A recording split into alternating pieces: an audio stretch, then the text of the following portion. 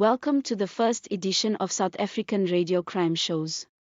First up is the South African version of Address Unknown. It originally came from Australia. In 1960, after the Australian run, the series was written and produced in South Africa. Many of the episodes were written in South Africa by Adrian Steed, who also played one of the lead roles. Address Unknown is a well-performed show about missing persons from South Africa. Each show dramatizes a real case of a missing person taken from the Missing Persons Bureau files in London.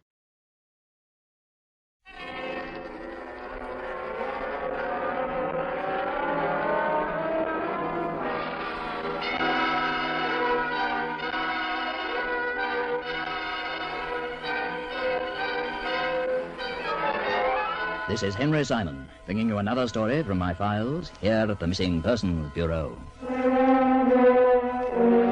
In these stories of the Missing Persons Bureau, dramatized for Henry Simon by Ross Napier, names and addresses have, for obvious reasons, been changed. In one moment, the search for Charlie Porter. Address unknown.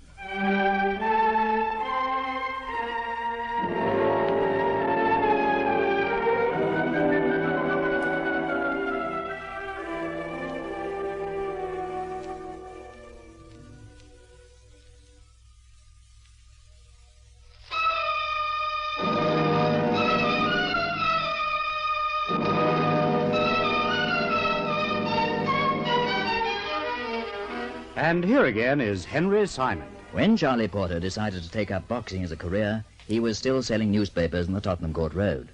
But he'd been told by those who'd seen him participating in amateur bouts that he had a very great fistic future in store. Even so, he was determined not to let it go to his head. So he continued to sell his newspapers right up until the time he won his third professional bout in 1949. It was soon after this that he teamed up with a fight manager named Joshua Lawrence, who guided him steadily up the ladder of the preliminary ranks, finally securing him a supporting bout to a championship fight at the Haringey Stadium. Luck was against him, however, and in the second round his opponent swung a wild punch that lifted Charlie clean off his feet and put him back in his dressing room in a very dazed state of mind. I didn't even see it coming, Josh. I was all set to finish him off, and I didn't even see it coming. Oh, relax, Charlie boy. It was a lucky punch, that's all. But I didn't even see it coming. If only I'd seen it coming, I'd have been all right. If only I'd seen it coming. You just forget about it. It'll be a different story next time. Oh, yeah. Yeah, different story. Funny thing, though, I didn't even see it coming.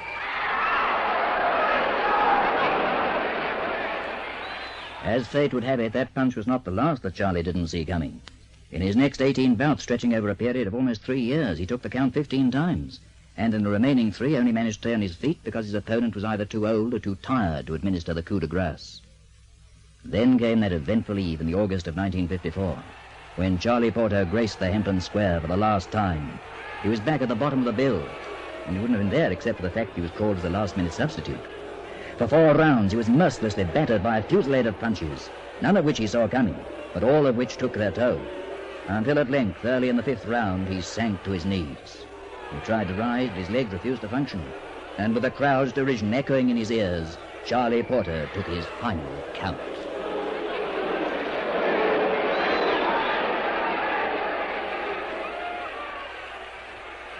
I couldn't get up, Josh. I tried, but I just couldn't. How'd you feel? Okay. Bit woozy up top, but okay. Well, this time I really mean it. What? You're through, Charlie. Finished. Oh, now, Josh, I'm not a arguing with you. You've taken too many beatings. I aim to see you don't take any more. But I'm fit, I'll tell you that. I'm as fit as ever I was. No, you're not, kid. You're in bad shape. I didn't realise till tonight just how bad. You wandered around that ring like a man in a dream, letting Hogan hit you as he pleased. I looked for all the world like you couldn't even see him. Oh, it was just I had a headache. You always got a headache these days, and it's small wonder. Tomorrow morning you're going to see the doc and have a thorough checkup. If he says I'm okay, will you let me go on fighting? I told you no. Oh, please, Josh, you know how much it means to me. It's my whole life. Oh, well, think about it. But only if he gives you a perfect bill of health. Oh, he will. Like I keep telling you, I'm as fit as ever I was.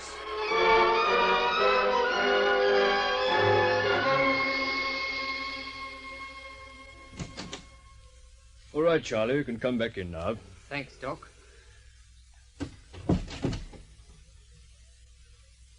Did you check the X-rays? Yes, I checked them. Well, what's the verdict? You a married man, Charlie? No, sir. Oh, there'll be time enough for that when I retire from the ring. I've got to make me name first. We can't all make the top, son. Oh, I'll get there. I've just had a runabout, that's all. Tell me, what's your mother think about you fighting for a living? I haven't got a mother, sir. She died when I was a baby. Father? Well, no family at all. No close relatives. Well, not that I know of. You see, I was raised in an orphanage, but why all the questions? Oh, just curious. I'm afraid Josh was right, Charlie. Your fighting days are over. Ah, you're kidding me, Doc. Only wish I were. But there's nothing the matter with me. I feel great. And if those X-rays say any different, they're wrong. How about that headache? Well, it's still there a little, but it's better than it was. I'm sorry, Charlie. I can't pass you. Now, Doc, you've got to. Look, what do I have to do to prove I'm okay? I'll do anything you want, anything, if you'll only... You're beating your head against a wall, son. There's nothing you or anyone else can do to prove you're fit when you're not. But what's wrong with me? To put it in 3 short words, too many punches. I'll go to another doctor. I'll even get myself another manager if I have to. Nobody's going to stop me fighting. Nobody. Jer? Charlie, you can go to a dozen other doctors and find yourself twice as many more managers. But it won't make any difference. You should know that where the boxing authorities are concerned, my word is law. If I say you're out, you're out. That's all there is to it. You've taken your last licking, son. You'll never fight again.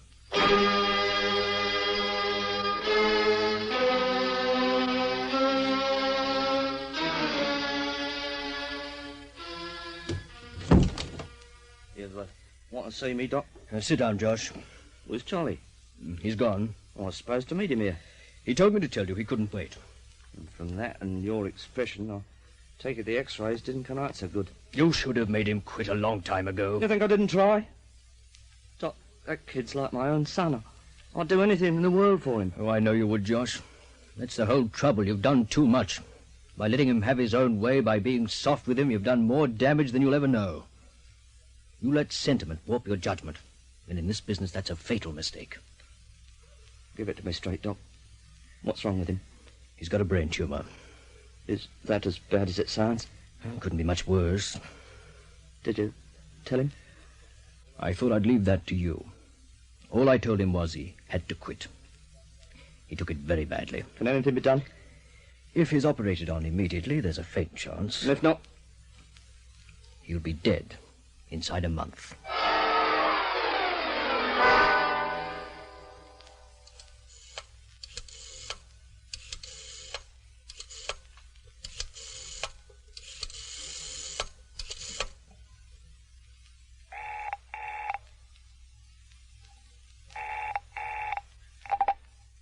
Cleveland Private Hotel. Hello. Is Charlie Porter there? No, I'm sorry, he just left. When did you expect him back? We doubt he's moved out. What? Just a few minutes ago. Who is it calling? Josh Lawrence, his manager. Oh, yes. Yes, he left a message for you, Mr. Lawrence. Have it here at the desk. Would you like me to read it out? Please. It's just a few lines scribbled on the back of an envelope. Dear Josh, I'm going away. I don't know where, but the doc says I'm through with fighting, so it doesn't really matter. I probably won't see you again, but I'll never forget all the good turns you've done for me. Thanks for everything, Charlie.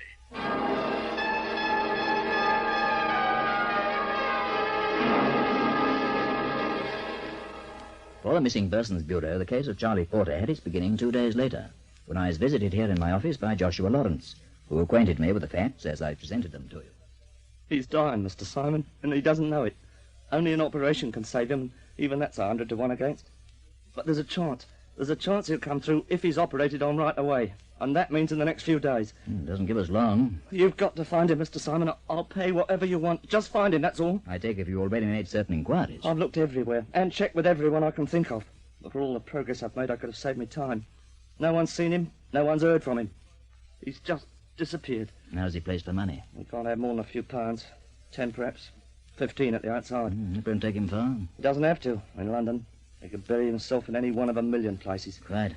He had rooms in Hammersmith, you say? He was at a private hotel at Cleveland, Essex Road. Uh-huh. And he left this message with the proprietor. Yes. Hmm. I don't blame him for not wanting to see me again. This whole thing's my fault. If I'd made him quit 12 months ago, it'd be okay. He's not aware of that, though, is he? What I mean is he can scarcely blame you for something about which he knows nothing. Well, that's a fat consolation. You've been his manager since 1949. I've been a father and mother to him. At least I've tried to be. As a fighter, he hasn't been worth a peanut since he lost that sport bout at Haringey. One punch and it wrecked his whole career. I wouldn't have believed it if I hadn't seen it happen. If I hadn't stood by and watched him being slowly chopped to ribbons by fellows who had whipped him with both arms tied behind their backs. Just like that, his timing left him. His speed, his concentration, everything. All because of one rotten Sunday punch. That's when he should have got out there and then. But how was I to know? Before that, the kid had a future, a big one. Another year, he'd been on top. But instead, what happens? He takes a nosedive and winds up with his brain scrambled. The luck of the game. Isn't that what they say? Don't talk to me about luck. So help me, if that kid dies, There's little to be achieved by blaming yourself. who else can I blame? I let him go on, didn't I? I let him beat him to a pulp. He wanted to continue fighting, and because he wanted it, you let him. It was foolish of you, even more foolish of him. But even the wisest and the very best of us make mistakes. Oh, by the way, I don't believe you mentioned his age. 24. Have you got a photograph of him? I've got a whole folder full here. Old publicity stills. You can take your pick. Ah. How long ago were these taken? A few years. He hasn't changed much to look at, though. Got his nose broken twice, but they mended it up like new. Too bad they can't do the same with his head. Perhaps they will, if we find him. What are the odds, Mr. Simon? Let me have it on the chin. Do you think we... It's quite impossible to say just now. We'll do the very best we can, and that's all I can promise. You'll let me know if anything comes up? Of course. My number's on that card. You can reach me there any time. Fine. Look, I'm sorry I went to pieces a bit earlier. It's just that I'm pretty much on edge. Understandably so. I've seen this kind of thing happen a dozen times to other boys. I was in the ring myself once. Almost lost my eyesight. If I hadn't got out when I did, I'd have probably been where Charlie is today.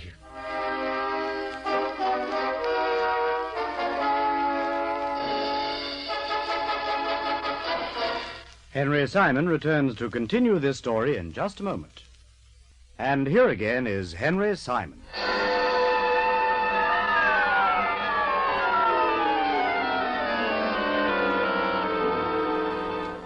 It was a tragic business, whichever way one looked at it. Yet to a certain extent, it had been brought about by the two people involved, Joshua Lawrence and Charlie Porter themselves, who were now, so far as we were concerned, client and quarry. Accordingly, directly Lawrence had taken his leave, I sent for Agent Bob Hunter and briefed him on the various aspects of the case. As far as I can gather, Hunter, the boy seems to have spent his entire life in London. Ah. He was born and bred here, and apart from the odd country tour, he's never been further afield than Stepney. His parents are dead, he has no relatives to speak of, and outside of the boxing profession, he has very few friends. Well, no romantic interest? Not to Lawrence's knowledge.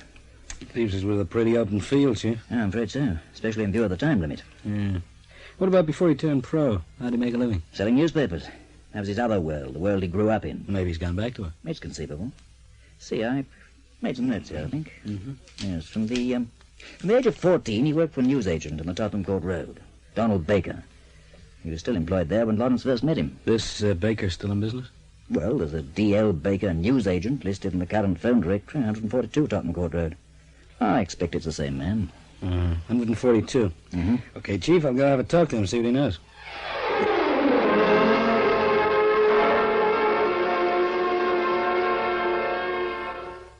At Baker's news agency, not very far from Goodge Street Tube Station in the Tottenham Court Road, Hunter sought out the proprietor, Donald Baker, a plumpish, balding man of middle age. Charlie Porter. That's right. Whatever happened to that lad? Haven't heard of him in years.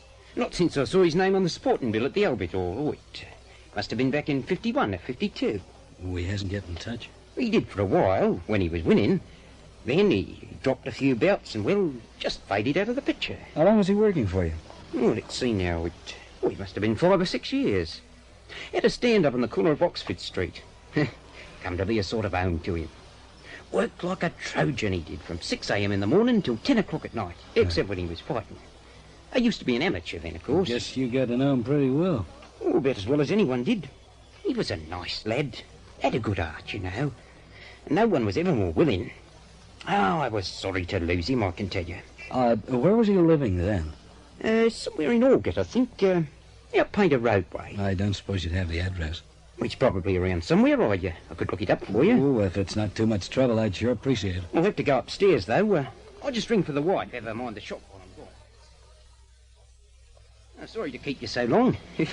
Got so much junk up there, I can never find anything when I want it. That's okay. Any luck? Yep, for what it's worth. Yeah, so here it is. Charlie Porter, dear Mrs. T. Hollis, 221 Fowler Street, Aldgate.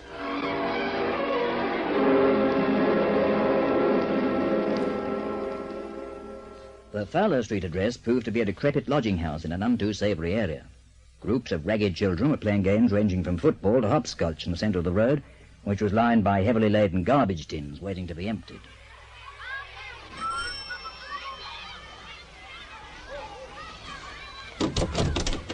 Good afternoon. Oh, good afternoon, ma'am. Could you tell me if a Mrs. Hollis lives here? Why, yes, I'm Mrs. Hollis. Oh, well, I'm glad to know you. I'm Bob Hunter from the Missing Persons Bureau. The police? Oh, no. No, we're a private organization. Oh, for a moment you had me worried. I thought perhaps one or other of my lodgers might have been in trouble. Well, no. Actually, it is about a former lodger of yours that I've come. Oh? Yeah, a young fella by the name of Charlie Porter. Charlie? You remember him? I should say I do. Looked after him for long enough. Well, I was like one of my own. Till he went into that fight business. Nearly broke me heart, it did. Fine boy like that. I take it you don't approve of fighters. It's what they do to each other I don't approve of. Anyway, he left me not long after. Have you seen him since? No, had a few letters from him for a time, but... Well, I suppose he was hurt because I never went to any of his fights. Yeah. But what's this all about? Has he got himself in some kind of scrape? Well, sort of. He's disappeared. Disappeared from where? From where he was living. And a friend of his wants to contact him urgently. Has he retired from the ring then? Yeah. Oh, I'm glad. Oh, but I suppose he'll go back to it again, directly the fancy takes him. No, he won't, Mrs. Hollis. You can rest easy on that score. He's out for good. The big problem is, well, it's vital that I reach him in the next few days. That's why I'm here. I thought perhaps you might be able to give me some kind of a lead. You know, the name of a friend he might have turned to, maybe, or someone he knew in the old days when he was selling his newspapers. Oh, there's only one person I can think of outside of myself, and that's Mavis. Mavis? Mavis Denton. She and Charlie were sweethearts. Yeah? Till he started fighting seriously, that is. She was more against it than I was. In the end, they had a bust up. She went her way and he went his. They were so wrapped up in each other, too. It was a terrible shame. Any notion where I could reach her? Oh, yes. She was not far from here in Clarence Lane. You won't catch her home now, though. She works during the day. Where? Woolworths. Serves behind the counter. Do you know which branch? The one near the station. You'd have passed it on your way here. She is still Miss Denton, is she? Or, Oh, yes. Got herself engaged once, but it never came to anything. She's never really forgotten Charlie. Doubt she ever will. Well, thank you very much. I guess I'll go have a chat with her. You shouldn't have any trouble finding her. She's blonde and very pretty. Works on the electrical goods counter, just by the door as you go in.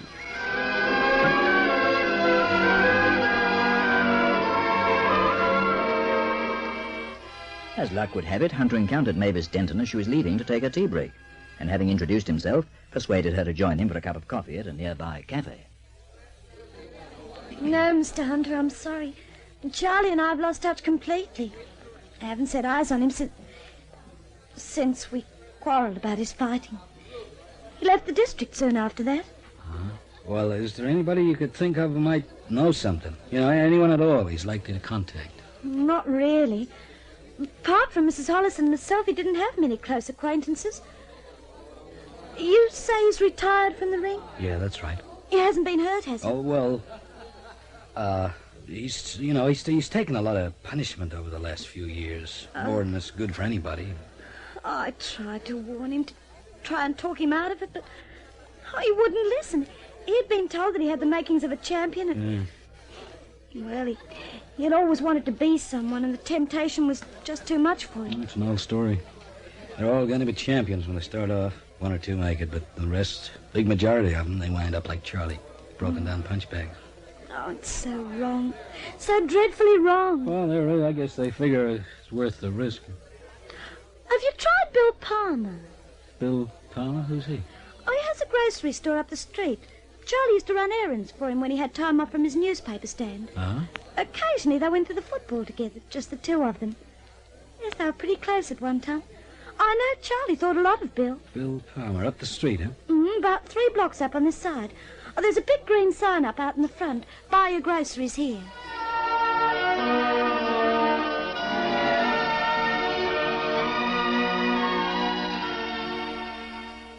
Oh, yes, he was quite a boy, was Charlie, Mr. Hunter. Full of beans and plenty of drive. Must say, though, it didn't get him far in the ring. Only saw him fight once. That was enough. Uh-huh. Yes, got the ears belted off him. Sheer murder it was. That's too bad. You know, I really thought he had it. Yeah. You haven't heard from him at all lately, I suppose? No, I'm afraid not.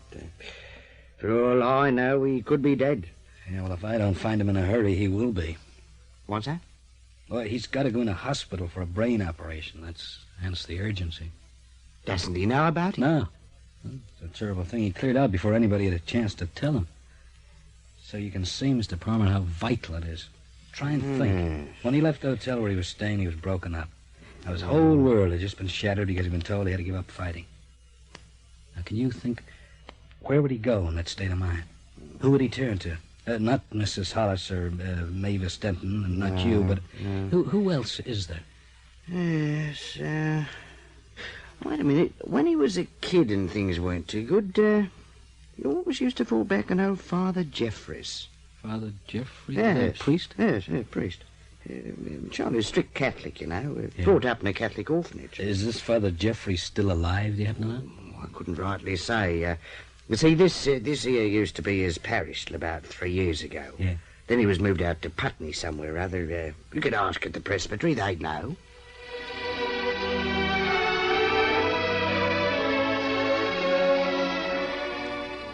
Father Jeffries? That's right, Why, yes, we hear from him quite often. He's at Putney now, I understand. Yes, St. Mary's Church in Wesley Road.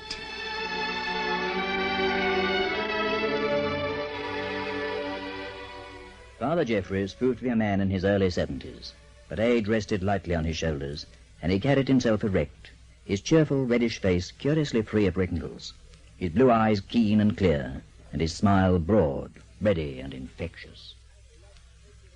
I'm delighted to make your acquaintance, Mr. Hunter. Do sit down. Make yourself comfortable. Well, thank you, Father, but I'm kind of pressed for time yet. As you wish. But tell me, to what do I owe this pleasure? It has to do with an old parishioner of yours, a fellow named Charlie Porter. Charlie? Yeah.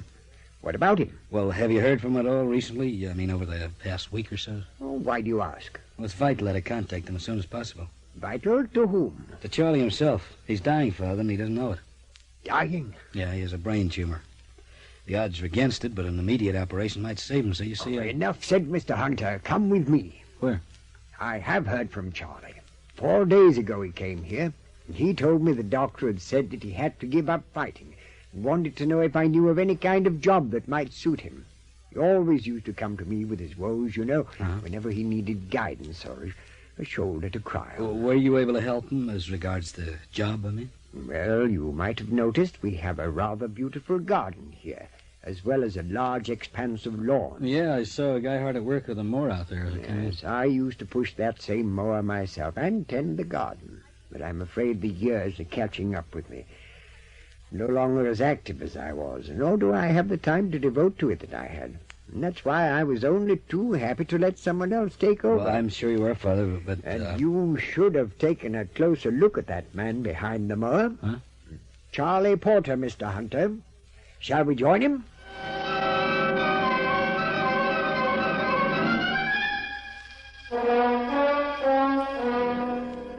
Henry Simon returns to conclude this story in just a moment.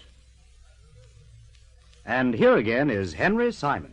Charlie Porter received the news that he was dying a good deal more calmly than he had the doctor's verdict that he must give up fighting. It was Father Jeffries who convinced him, finally, that he still had very much to live for, and restored in him the will to carry on. Accordingly, 3 days later, the operation took place, and thanks to the skill of a prominent London brain surgeon, it was a success. On his subsequent release from hospital, Charlie was dispatched by Joshua Lawrence to a rest home in the north of England, where he was later visited by Mavis Denton, who the following year became his wife. And so, from the very jaws of tragedy, ultimate happiness emerged.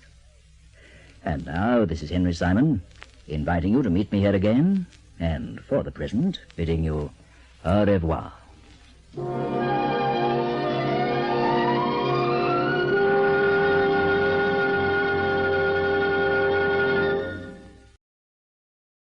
This series was called The Epic Casebook from 1957 to 1977, named after the sponsor, the Epic Oil Company.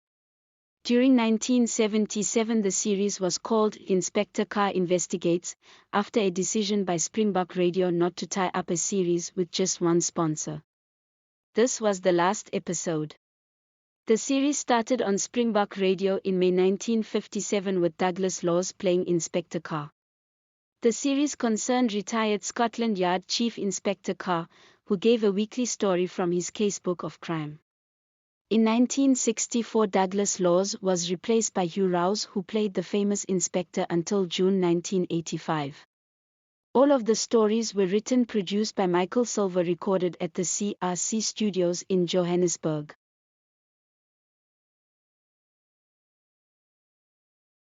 Springbok Radio presents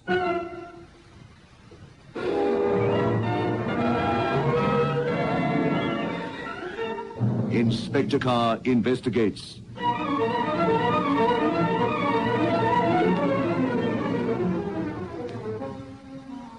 Good evening.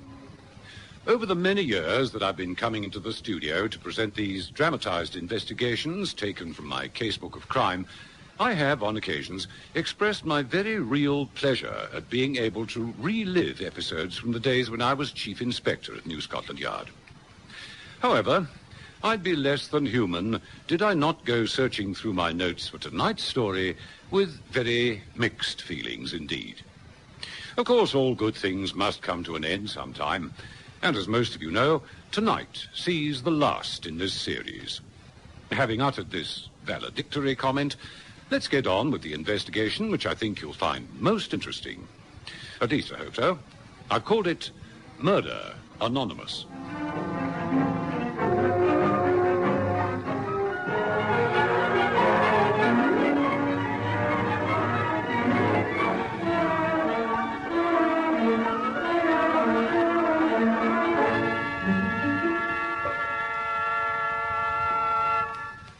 Although many of the members attending the Whitefriars Club were known to us because of the huge stakes they wagered, and the Yard's always interested as to the source of such large amounts of money, the owner himself, a man named Andrew Bellamy, was of no interest to us at the CID. While he was alive, that is.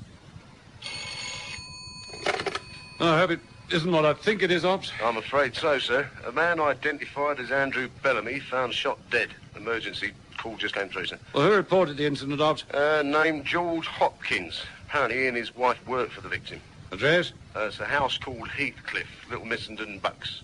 Just inside the metropolitan area. You checked with the Buckingham Manor? Yes, sir. They've sent a Dr. Botting, he's the local police surgeon. OK, Ops, organise transport. Tell Bucks I'm on my way. Very good, sir. Did you hear that, Jackson? Yes, sir.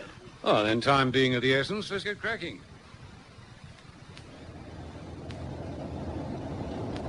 If their directions are correct, should be the next lane on the left. There is a signpost of some sort, sir. Oh, yes.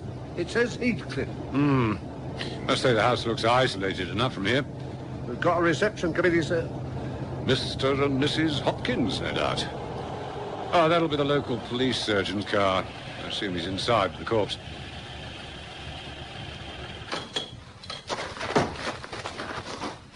Good morning, Mr. Hopkins. That's right, sir. This is my missus. They phoned to say that you were on your way. I just can't believe it. He was such a lovely gentleman. Boy gave me quite a turn, you see. I went to call him. My and missus... Well, I don't think there's any point in standing here. Let's go inside. Oh, by the way, my assistant, Sergeant Jackson. Take a look around the grounds, Sergeant. See if there's anything untoward. Very good, sir.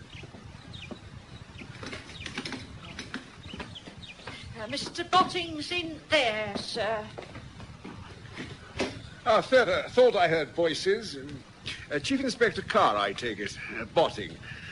poor devil, shot right through the heart. Any idea of ETT? I hate to hazard an estimated time of death. Certainly several hours. Care to take a look at him? The victim's crumpled body lay in what must have been his study.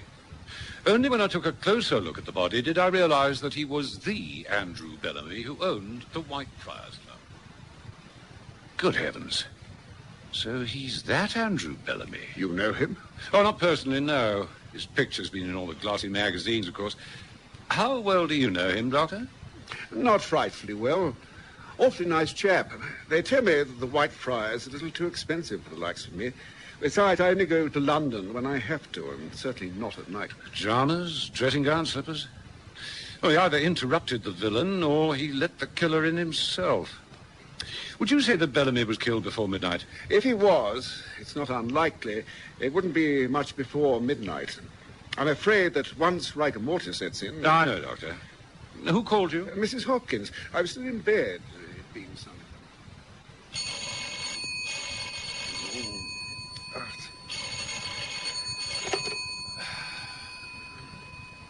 Hello, Dr. Botting. Oh, Doctor, it's Mr. Bellamy. He's been shot.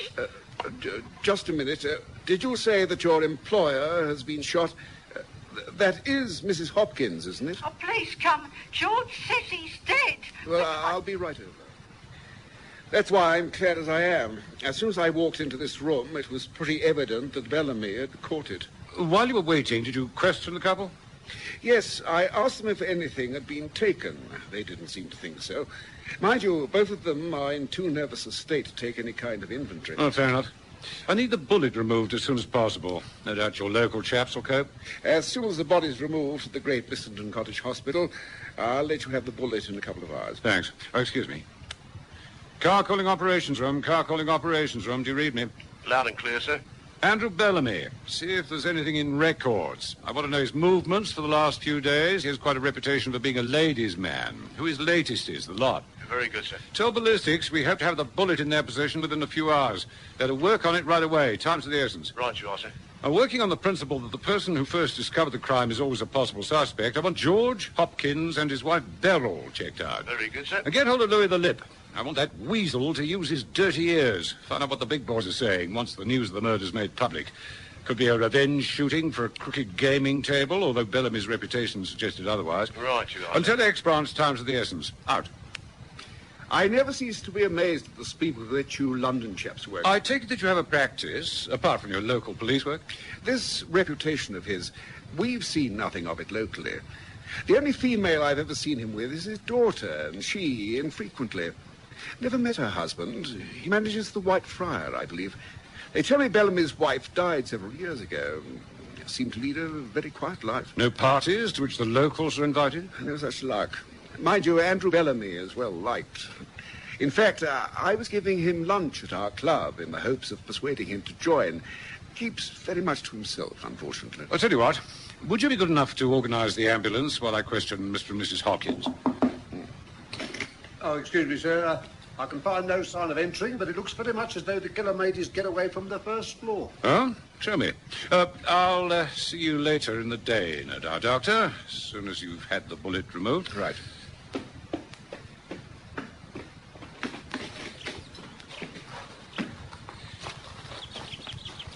Now, this door and the ground floor windows haven't been forced, so they're all secured, but if you take a look at the ivy... And what about the ivy?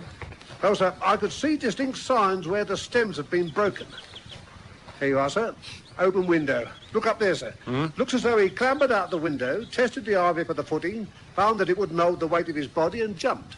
Look down there, sir. There's a distinct imprint on the soil. Oh, well, plot thickens. If the killer did take any loot, couldn't be anything very heavy.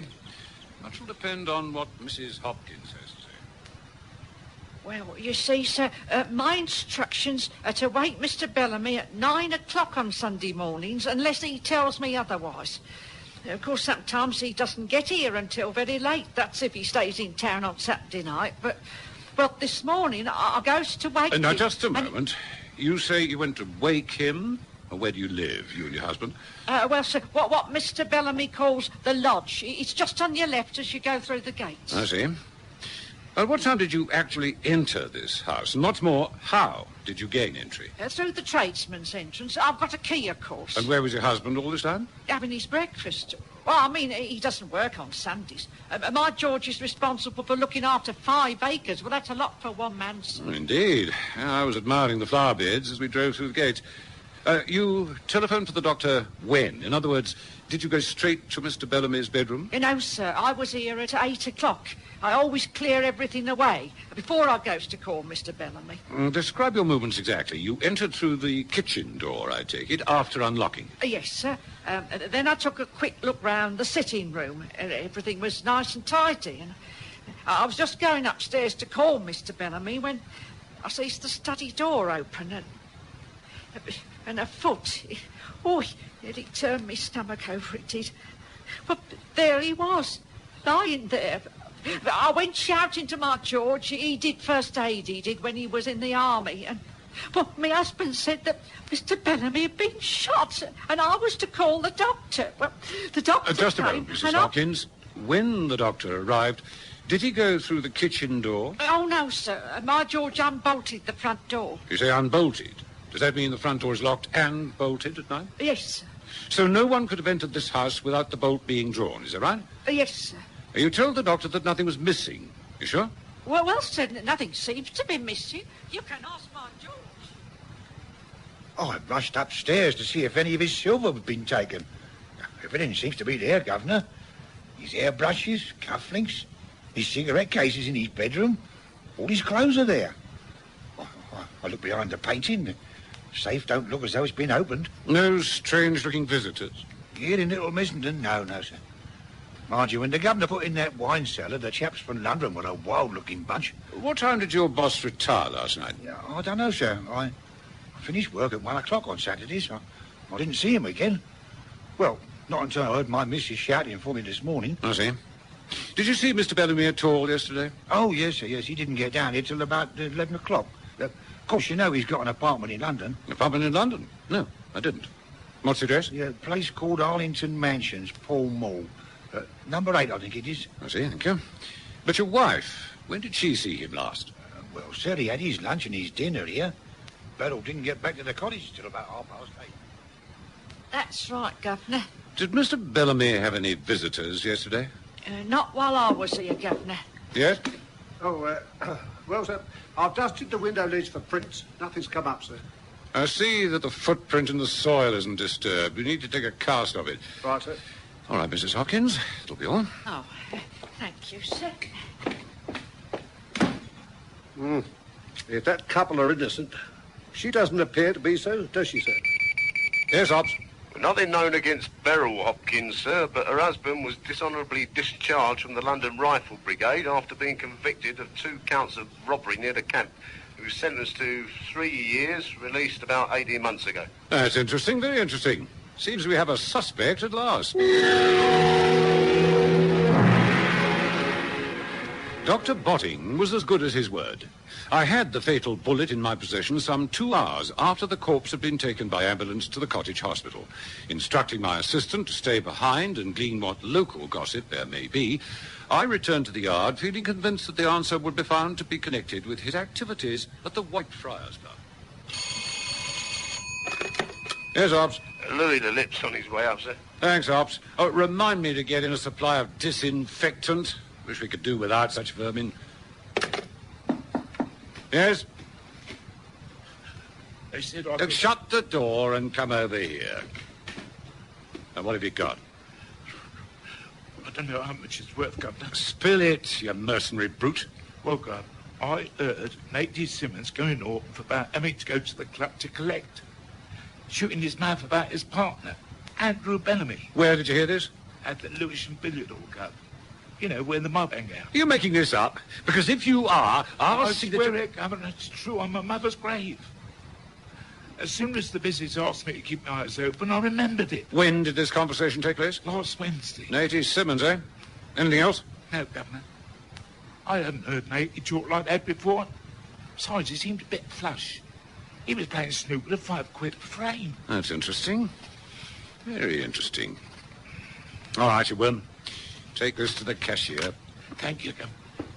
Is it all? If the word gets out that I'm... All, you say, all? You're being grossly overpaid. Now, if you're not out of here in 10 seconds, I'll see I'm that all you... right, Governor, all right. No need to lose your temper like that. I'm going. Yes, sir? Now, put a tail on Natey Simmons. Came out over a year ago. Did the Duke of Rutland's job. Right, you are, sir. Find out who's the boss at the club when Bellamy's away. Isn't there somewhere quieter we can talk, Mr. Glover? Yes, of course, sir. If you follow me. Okay?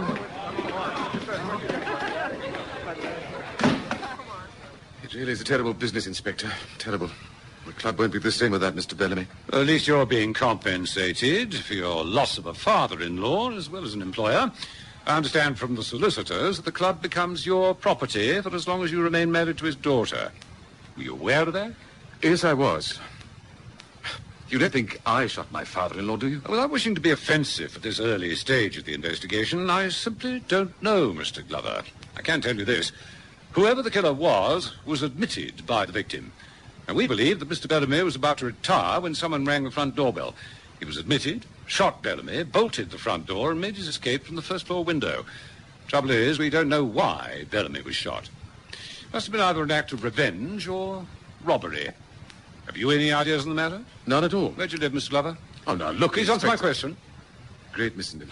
Interesting. Very interesting. Now, look Please here. don't lose your cool, as the saying goes.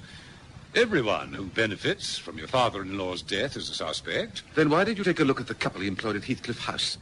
My father-in-law told me they'll own the cottage they live in and 2 acres of land if they're in his employ at the time of his death. Did you know that? Of course. I just told you we're investigating everyone who might benefit. Good day, Mr. Glover. Yes, Ops. Natey Simmons is in the clear, sir. He was seen by one of our plainclothesmen in the Lewisham snooker hall all Saturday night from 10 o'clock until 5 o'clock Sunday morning. He was playing a snooker tournament. Well, be that as it may, I want him tailed. I want to know who he sees, where, and when. Now, wait a minute. Wouldn't be a bad idea to pull him in. Oh, very good, sir. And not very politely either. Let him think he's going to be arrested. Put the fear of heaven into him. Right, sir. Oh, but by the way, sir, Yes? we got an interesting conversation monitoring in the Hopkins telephone. You like me to play it to you? Please, pipe it through. Right, here it goes. Give me a second or two to switch on. Hang on. Okay, Ops.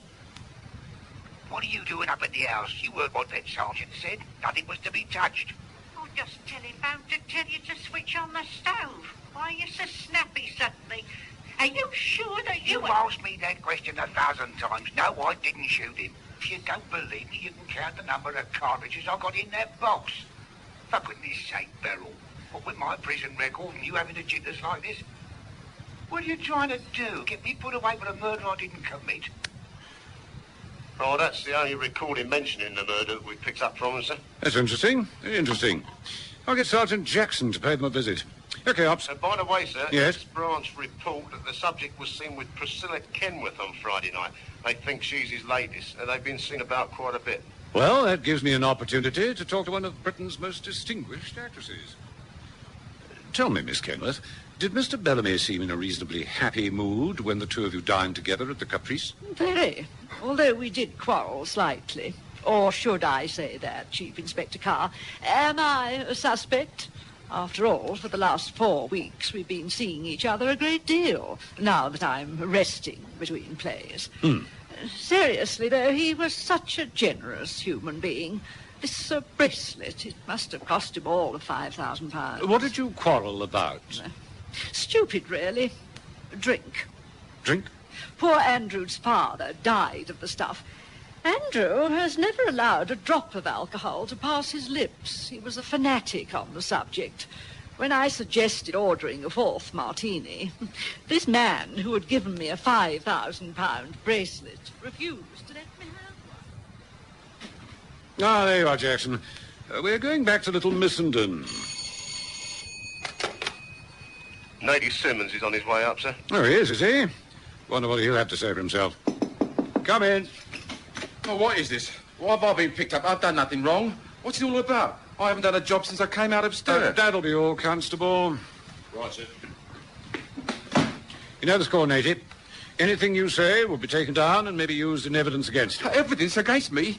Do you mean I'm being arrested? When were you last in Little Missenden? Oh, wait a minute. You're not pinning that on me. I've never been to Little Missenden in my life. Really? Fascinating. You'll tell me next that you didn't know Andrew Bellamy. Now stop playing games with me, Natty Simmons, unless you want to go inside for the rest of your life. I swear it, Governor. I never met the geezer, never. And you never heard of him, I suppose? Well, have you? No, never. All right, Natty. You can go for the time being, but don't try to leave London if you know it's good for you.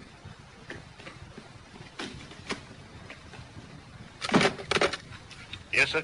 I want Simmons under surveillance night and day. An experienced jewel thief like that never carries firearms, but I'm hoping he'll lead us to the man who does. He's on his way down now. Very good, sir. By the way, sir, yes? Priscilla Kenworth, she and the subject were seen together almost every evening since the play Breakdown ended. Divorced, 2 children at highly expensive schools. Experts believe that her new Rolls-Royce was paid for by Bellamy. Rolls-Royce, diamond bracelet, owner of race horses. Can all that money come from the Whitefriars Club? I think we'll have a look at his books. No, really, Inspector, I've no objection to anyone taking a look at our ledgers, but why? You'll know all in good time, Mr. Glover. Don't you want your father-in-law's murdered avenged? Of course I do. We issue a balance sheet every year, pay our taxes. What's that got to do with his murder? I don't know. I'm exploring every avenue, as they say in the classics. These 2 chaps are highly skilled at their job. Won't take them more than an hour or so. It didn't. When I emerged from the club's premises, I was convinced that Andrew Bellamy was a modern Jekyll and Hyde, that his expensive lifestyle was maintained not from the profits of the Whitefriars Club, but by dealing with leading figures of the underworld. All right, Jackson, let's pay that long-delayed visit to Heathcliff. What are we looking for this time, sir? Not for, Sergeant. At. I want to take a look at the wine cellar. I seem to remember seeing what seemed like a padlocked door underneath the stairs. Yes, sir. I assumed it led down to the coal cellar. Something's come through, sir. Carr, over. Agent 46 has reported that Simmons was seen to enter the house of Benny the Wolf. He's still in there, sir. Interesting. Very interesting. Benny the Wolf, eh? I thought he was still inside. Well, he came out a week ago, apparently, sir. Well, the plot thickens. For goodness sake, make sure that they don't lose sight of either of them. Very good, sir. Out. The gates are closed, sir. I telephoned Hopkins of our arrival. Ah, there he is. I think our friend knows more than he's let on.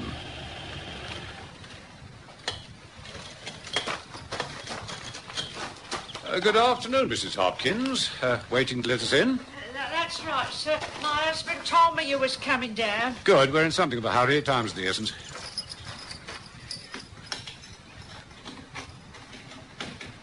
Lead us to the wine cellar, Mrs. Hopkins.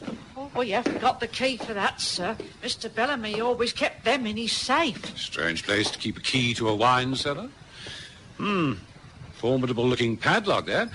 Luckily, when I examined the contents of the safe, I thought the bunch of keys would prove useful to our investigation.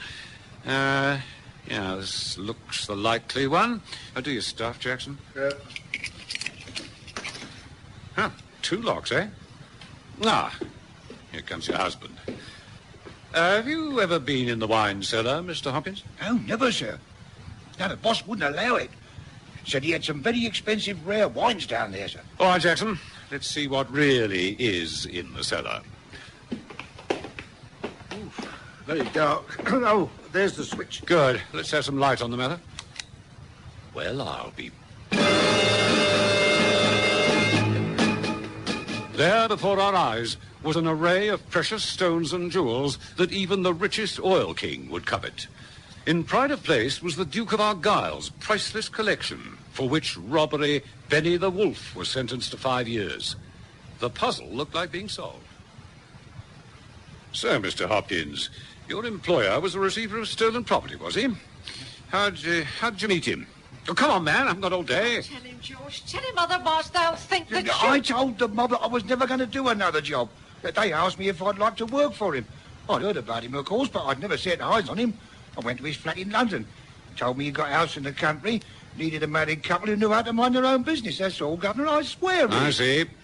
Carr calling operations room, Carr calling operations room. Do you read me? Loud and clear, sir. Pull in Benny the Wolf. Search his place. The bullet removed from Bellamy's body was a .45. Yep. Well, Jackson, any joint? Very much so, sir. The station master at Great Missenden recognised Benny's photo at once. He must have walked to Little Missenden because the local constable was able to identify him too. Do the times fit? Yes, sir. Well, what with finding a recently oiled and cleaned .45 and the 2 eyewitnesses you managed to collect, the case is in the bag. I thought that the wine cellar would hold the key to the mystery. You see... Well, do you see? Why did I suddenly evince great interest in the wine cellar? Did you notice where I'd been given a clue? In fact, 2 clues. Not sure? Well, why did I become convinced that the solution to the mystery would be found in the wine cellar? Firstly, why a specially built wine cellar when the local doctor told me when I asked him?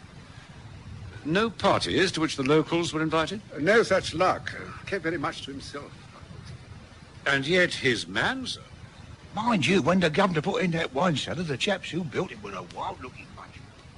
However, it was that distinguished actress Priscilla Kenworth who really pointed to the importance of the wine cellar when she said... Poor Andrew's father died of drink. Andrew never allowed a drop of alcohol to pass his lips. He was a fanatic on the subject. So there it was, a specially built chamber to hide the fabulous loot stolen from some of the greatest collections in Britain. Benny the Wolf refused to supply us with the motive for the shooting, even after he was sentenced to life imprisonment. Obviously, he felt that the Duke, as he was known in the underworld, had double-crossed him.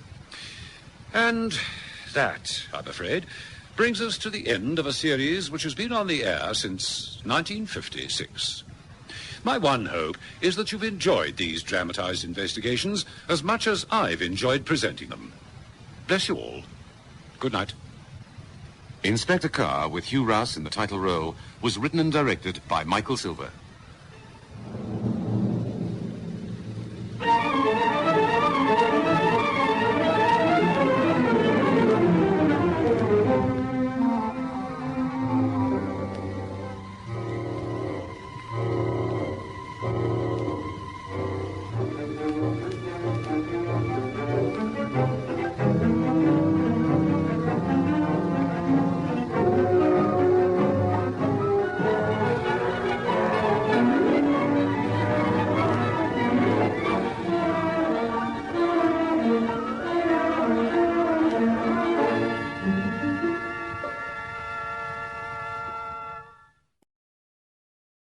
My Name's Adam Kane, written by Dale Cutts and produced by Margaret Heel. It aired on Springbok Radio between 1973 and 1985 and then had a short run on Radio South Africa in 1986. It starred Don McCorkindale as Adam Kane until 1979 and then Richard Cox took over the role. People think I spend half my life bashing other blokes, shooting and being shot at. It ain't true. I like peace and quiet, and I guard it when I get it, which is a lot of the time, believe me. If you want to know the truth, I spend half my life waiting. He's going to be late. He wasn't last time. He may not come at all. He'll come. This is the worst part, isn't it? The waiting. You just read that somewhere. It ain't true, Viv. Well, I think he... Here he is. You think so? Yeah, that's it. Taxi. You can see the light on the roof. Get the number. It won't do any good.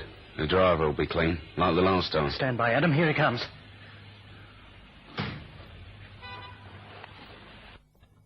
Body snatch. Can you see what he's doing? Yeah. He's collecting the bag. Looks smaller than last time. It's a bird. What? That's not a fella, it's a bird. How on earth can you tell? It's so dark. I can tell. There he goes. She goes. Shall we follow the taxi, do you think? Nah, what's the point? We don't want our bloke killed, do we?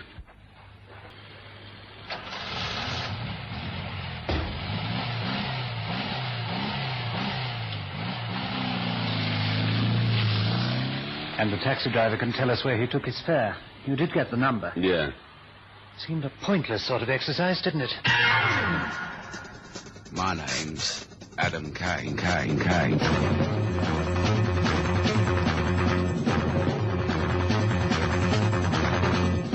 Springbok Radio presents Adam Kane. The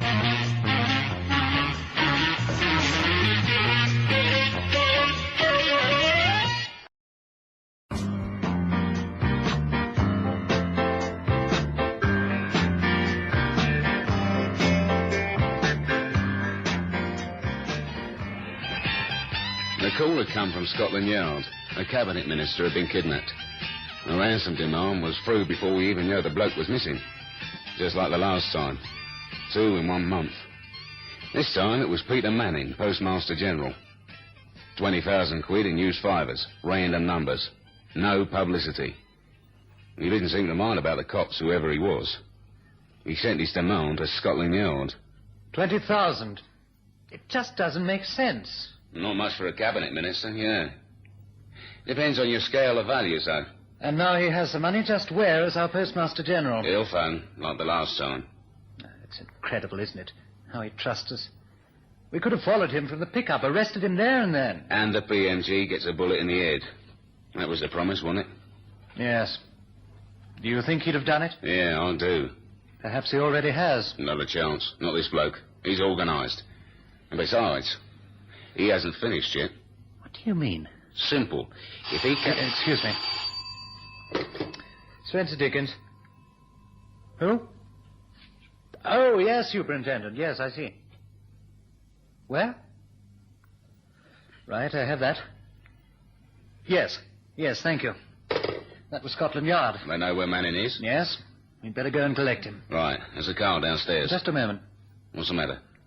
What did you mean just now? They haven't finished yet. Like I said. Viv, it's dead simple. They, he, she, whoever they are, have nabbed 2 cabinet ministers and ransomed them back for 20,000 quid each, right? Of course. We wonder just now why they are so little. We'd have paid a lot more, wouldn't we? I don't know about that. Go on. Well, they did the thing by the book. Armed not a hair of their heads. For one big reason. They're going to nab another one. A top one this time. And this time they're going to ask the old bleating Bank of England. How do you feel, sir? Perfectly well, thank you. They didn't ill-treat you? Not at all. Quite the contrary, in fact. Very relieved to hear that. It won't make the slightest bit of difference, of course. They'll be shown no mercy. They must receive the full rigours of the law. Oh, quite, sir. Both of them. The girl as well. Our soldier. Yes, sir. Once we get them, of course. Get them? Only a matter of time, of course. You mean they're still at liberty? Oh, yes. Didn't you know? Well, I assumed that you'd captured them. Why else did you... I mean, how did you know where to find me? They phoned Scotland Yard half an hour ago. Scotland Yard? They phoned the police? Well, that was the arrangement. When we paid the ransom, they would phone and tell us where to collect you. But the ransom? They must have asked for millions. 20,000 quid. Cheap for a postmaster general. We thought it wise, sir. They seemed pretty well organised, and we had no reason to doubt that they'd kill you if we reneged. 20,000, you say? Yes, sir. Rather small, I would have thought. Yeah. Alters the situation somewhat. Somewhat, yes. Does change the picture. Well, yeah, we must, of course, pursue them with every means at our disposal. Of course, sir. Did the papers have a lot to say? Not a line, sir. We maintained a complete press blackout. Oh, well, in that case, perhaps a conference might be called for. Conference? Press conference, of course. I'd have to clear that with my superiors, sir. I don't think they're very keen on that sort of thing. Let sleeping dogs lie and all that. There'll be a trial when you catch them, won't there? I expect so. You'll have to come out then. As I say, sir, I'll submit the idea. Let me know first thing in the morning, will you? Yes, sir. Mr. Postmaster General, sir. Yes, driver? Just where would you like to be dropped off? You sure? Count yourself if you don't believe me. There you are. No, I believe you. Phew, look at it. Yeah. 20,000 quid. Don't take up much space, do it? Add it to the other bundle, then you have 40,000 quid. Yeah, nice. But not nice enough. No. When's it going to be? We've decided to go through with it. Well, haven't we? Yeah, I suppose so. Well, there's not much sense in setting this whole business up, taking the chances, risk getting killed for 40,000, is it? What with inflation and everything, 40,000 simply isn't enough. No, it wasn't the way we planned it to stop now. The whole operation is geared to the big one. The big snatch. So, when's it going to be? Well, there are two ways of doing it, of course. Go straight in and catch 'em napping, or wait for it to cool off a bit. Let 'em lose interest and then do it. The first way's better. Why? Well, it's obvious. We want to know who we are. We're the same people who took their Postmaster General and their Minister of Natural Resources, don't we? If we wait too long, they'll forget, and that won't be so easy. Never easy. No. So you say, go straight in and do it now? Uh-huh. As soon as we can manage. The sooner the better. Right. When? Well, depends which one we take. Pass me those files, will you? Really have to watch it a little, you know. That man was a cabinet minister. Yeah, you said. Gracious, what you said to him. Good thing you was too thick to notice them, wasn't it? You think so? Yeah. Thick as two short planks. That's all right, then. But for heaven's sake, be careful with the clever ones. Now then, just what are we going to do about these people? Scotland Yard are leaving the whole thing to us. Wait for them to do something silly. That's the easiest way. We don't know that they will strike again. Of course they will. You're so sure? I've already told you why, Viv. Next time they'll take the top man and ask for $1 million. The top man? You mean... One of the top men. Doesn't matter which one, long as he's high enough and important enough. Adam, I don't think we can afford to work on that assumption. I think we should follow it up now, catch them now. Oh, yeah, that's going to be dead easy. We must at least make an effort. I don't see why. Manning wants it. He wants his press conference. Think of all the extra votes it'll mean next election. Kidnap Manning, the courageous Postmaster General. Is that why he was going on about the press? Of course it was. Well, he don't run a country. He can't tell us what to do. No, he can't. But he's seeing Soper this afternoon. Soper? Oh, you mean... I mean the Home Secretary. He can tell us what to do. I think you're making far too much fuss, Gerald. I'm making... Now listen, Archie. My life was at stake. I'm one of Her Majesty's ministers, and I was kidnapped, abducted at the point of a gun. Yes, you told me. You can't let that sort of thing go on. It's in the hands of DI6. Nobody said a word about not catching them. And what are DI6 doing about it? I haven't the faintest idea. They're your pigeon, aren't they? Yes, but I don't read their files. I don't supervise their operation. Then you should. I certainly would. Yes. Cigar? No, thanks. Wouldn't mind another drop of sherry, though. Help yourself. Oh, God. And you think I should... Oh, glass. Gone out. Think I should keep an eagle eye on the day-to-day files of our most secret organization, do you? Always supposing they let me. I don't see why it should be left to them. Why not the police? Surely it's a simple police matter. Keep it all above board and in the open. Secret organizations, for spies and defense and... Cabinet ministers who get into trouble. It's in the national interest, Gerald. And is it in the national interest to keep the whole thing out of the papers and off the telly? The public have a right to know that armed thugs are threatening their elected government. It isn't funny, Archie. Yes, it is. It's damn funny. Public have a right to know. Keep that for the campaign speeches, Gerald. I'm a politician, remember. You want the free mileage, don't you? No. Wouldn't you? Well, I suppose I would. Wouldn't like to go through a kidnapping to get it, though. I did. Yes, well, I'll tell you what I'll do. I'll have a word with the chappie who's handling the case. See how things are going. Everything is under control, sir. Yes, I'm sure it is. This your man on the case? Adam Kane. Yes, sir. I think I've heard of you. Can't ask for anything better than that. I'm rather glad you called us over, sir. Oh, why? Matter of the next victim. The next victim? We have a theory that they'll try again. For higher stakes. The Minister of Natural Resources and the PMG were something of a practice run. And an advertising campaign for them. At least that's Kane's theory. I see. Yes, that'd make sense. Thank you, sir. Higher stakes, you say. Just how high? The very highest. We want you to give a bit of an hand, as it were, sir. Give you a hand? Doing what exactly? Keeping an eye on the Prime Minister. All the while I thought we were wrong. Well, I couldn't say why. It stood to reason they'd try again, whoever they were. And it was obvious that if they did try, they'd try for the big one. The biggest fish we had outside of Buckingham Palace was the Prime Minister. It was too obvious to be the right answer. But at that stage in the game, I didn't have another one. So, that's it then? Yeah, this one. Everything ready? Yeah, we'll get him tonight. How? He goes home from his club at about 9:30, and he takes his Afghan for a walk. That lasts about 20 minutes. Security policeman's with him the whole time. Even while he's walking his dog? Yeah, but the dog likes to run, and the security policeman doesn't. See what I mean? Yeah, I do. Very clever, my love, very clever. Tonight it is, then.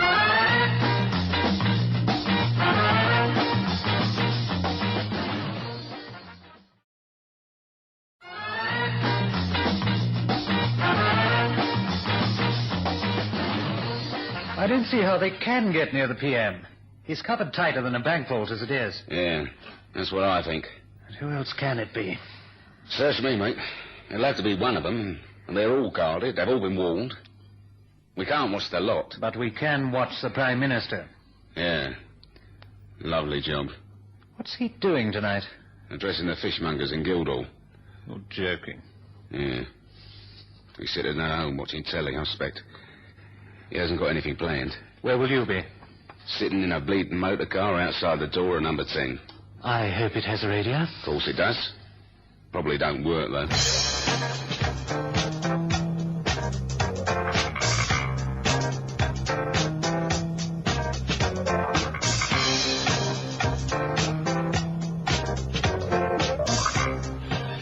There he goes. Guards with him. He won't keep the dog on the lead. As soon as he lets it off, I'm getting out. You keep up with us in the car. Is he going into the park? That's what I'm banking on. Car goes to the south gate. It's the darkest one that's always open. Well, there goes the dog. Wish me luck.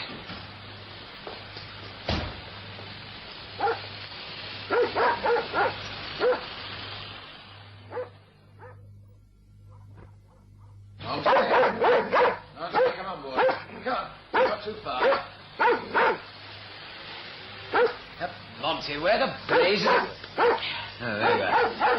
Right, now, come on now. That's enough. Right, old man. This way. Through the south gate. Come along.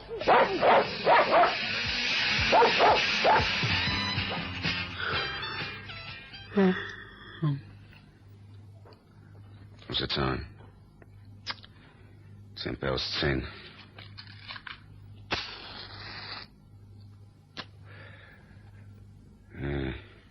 Light in his study is still on. No alarm from the cop on the door and... Eagle calling Bulldog. Blimey. Boy Scouts, is it? Bulldog? Adam, they've got him. No, they haven't. I'm here. He's still here. Not the PM. You were right. Who've they taken then? Soper, the Home Secretary.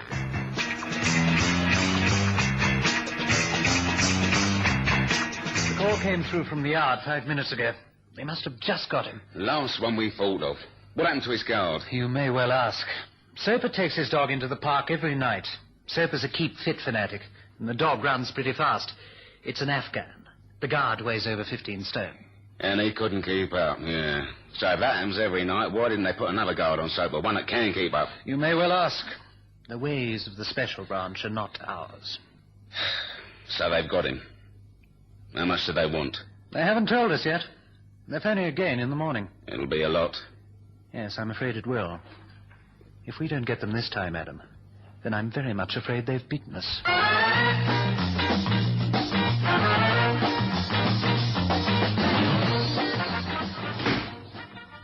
Who are you? Those masks are quite ridiculous. They won't help you this time. They've done very well so far, Mr. Soper. So I'm the big one then, not the Prime Minister. Uh-huh. You're it, Mr. Soper. How much do you want for me? How much do you think you're worth? Not much. Oh, dear. Then we should have kept your colleague, the Postmaster General, shouldn't we? He thought he was worth a fortune. Yes, he would. And for your sake, I hope your government thinks a little more of you than you seem to. How much? Around £1 million. Pounds? Pounds sterling. They'll never pay it. They'd better. If they don't, we'll just have to shoot you, Mr. Soper. And I don't really want to do that.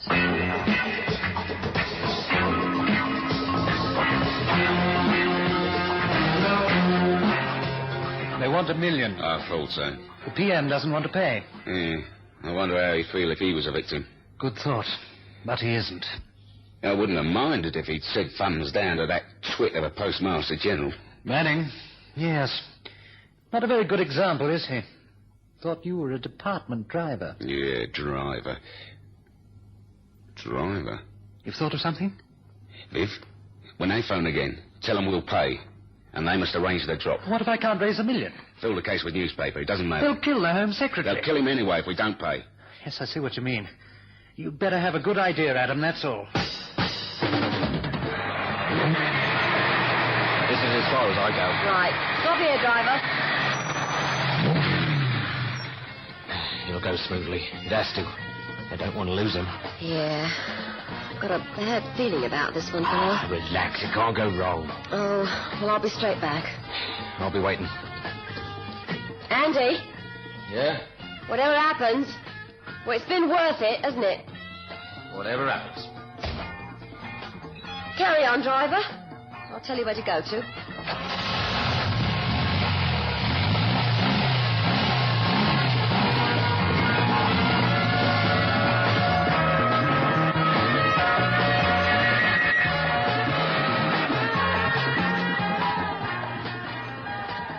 I have this terrible feeling I've been here before. Not here, but somewhere very like here. They choose their spots well, don't they? What's the time? 2 minutes to. They'll be on time. I expect so. I haven't dared to ask. Did you get the money? No. Then what about that bag? It's full of the Sunday Telegraph. Oh, dear. I'd better get it right, then. You had. Here they come. What's here? Taxi again, of course. Of course. That's the cleverest act of all. You know that the taxi driver never looks at his fare twice. You think it'll be the girl again, Adam? Adam? Now, where did he get to?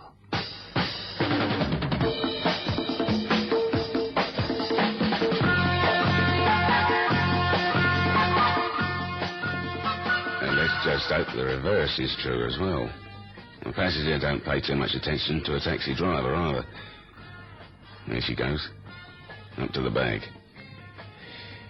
I'll have about 15 seconds, I guess.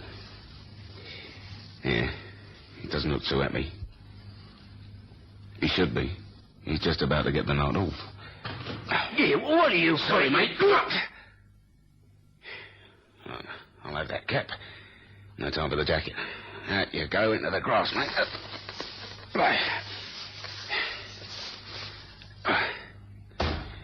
Not a moment too soon. Right, driver. Off you go.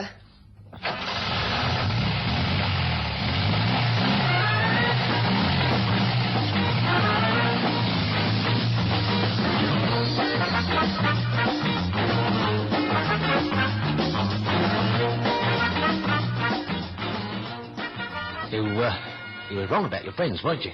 It seems so. I'm very flattered. I'll have to explain the $1 million to the Chancellor of the Exchequer. Just as long as he doesn't have to explain it to the voters. You're quite sure you haven't been in politics, young man?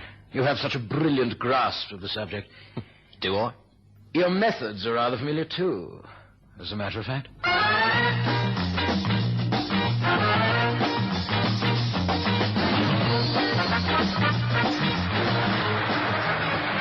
You can drop me here.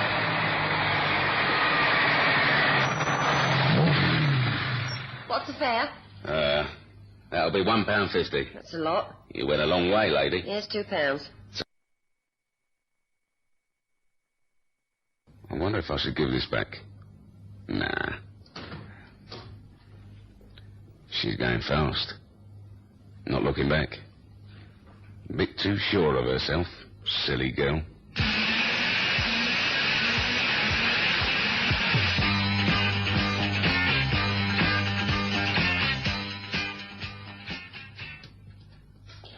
Any trouble? None. Here it is. Come on. Better take it and get clear. Is he okay? Homesick? Happy as Larry. You ready to scarp her? Yeah. I don't think they're far behind us this time. They're up a gun pole, darling. Right. Come on. Come in. Back inside, both of you. Who are you? A taxi driver, darling. I brought your change.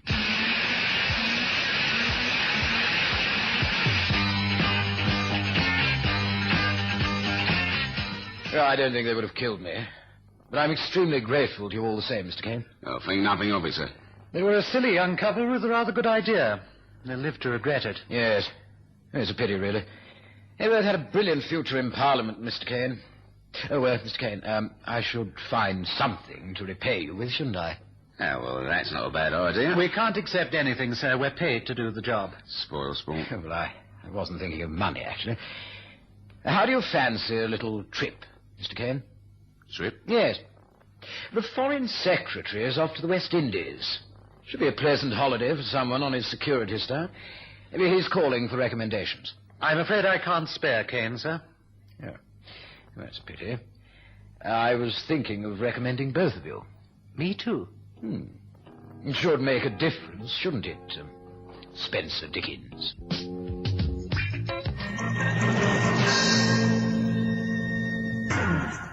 My Name is Adam Kane is written by Dale Cutts and directed by Margaret Heel.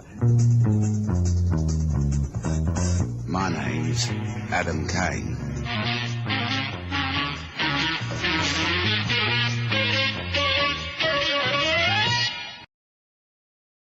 Springbok Radio of South Africa produced many original radio shows including Walk Softly Peter Troy. Peter Troy was a show modeled after all of the hard-boiled, noir-type detective shows. Set in London, the show featured fast women and lots of action. Keeping with the detective tradition, there was also the friend/enemy detective. The show starred Tom Meehan, John Simpson, and Merle Wayne. Many radio shows feature an interesting way to name their shows. Some shows have titles with colors in them or they have titles with a particular phrase. The Peter Troy shows all feature titles related to women like Vixen, Doll and Witch. The show was on the air from December 1963 until February 1964 on Springbok, then moved to the English service from May to November 1964.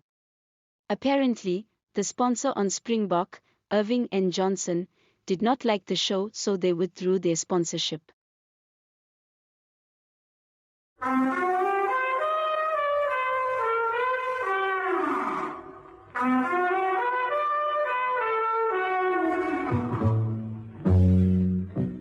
Being a private investigator means two things. You can be sure you'll run into trouble, and you can never be sure you can get out of it. Well, there's not much you can do about it, I guess, except, like Julie always says, walk softly, Peter Troy.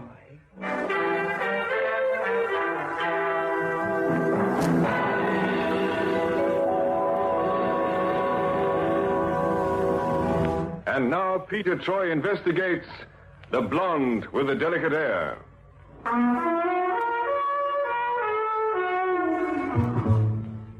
This girl, Julie, I met a moment ago, she keeps the bill collectors at bay and generally runs the place I loosely call my office. You'll meet her again in a little while. But right now, I want you to meet the lush lovely this case is all about. Her name is Caroline Varley, but most people call her Carol. Mm-hmm. Oh, sorry, Lawrence. I was a million miles away. So I noticed. Cigarette? Oh, no, thanks, darling. Beautiful girl. Soft lights. All we need now is the sweet music. I don't need a thing. Delicate. That's the operative word, Carol. Mm-hmm. Blonde with a delicate air. That's how I'll always think of you. Oh, that's nice. Oh, dear. Expecting anyone? No, as far as I'm concerned, whoever it is can go jump in the lake. Better answer the door and get rid of them, darling. Yes, I guess so. And hurry back, huh? Yes, what do you want? Crank. Oh, Webster. Now, look, I can explain. Shut up. Get back inside. Give me that.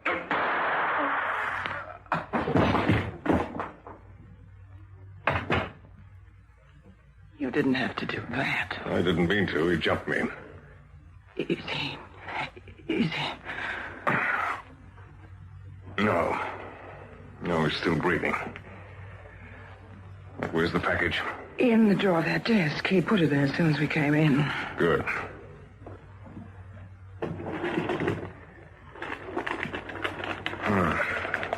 Well, what happens now? We have someone deliver the package for us, that's all. Anyone in mind? Yes. Troy. Peter Troy. Oh, that name sounds familiar. A private investigator. Canadian. Tough. Very tough. And a ladies' man. Oh, yes, of course, I remember now. Opened up here a couple of years ago. Done very well by all accounts. You think he'll do a job like this? Sure. The way we sell it, he'll be answering the appeal of a lady in distress. Meaning me? Mm-hmm. And afterwards? Afterwards, I'm afraid Mr. Peter Troy will just have to die. Pity. Necessary. Oh, well, into each life some death must fall.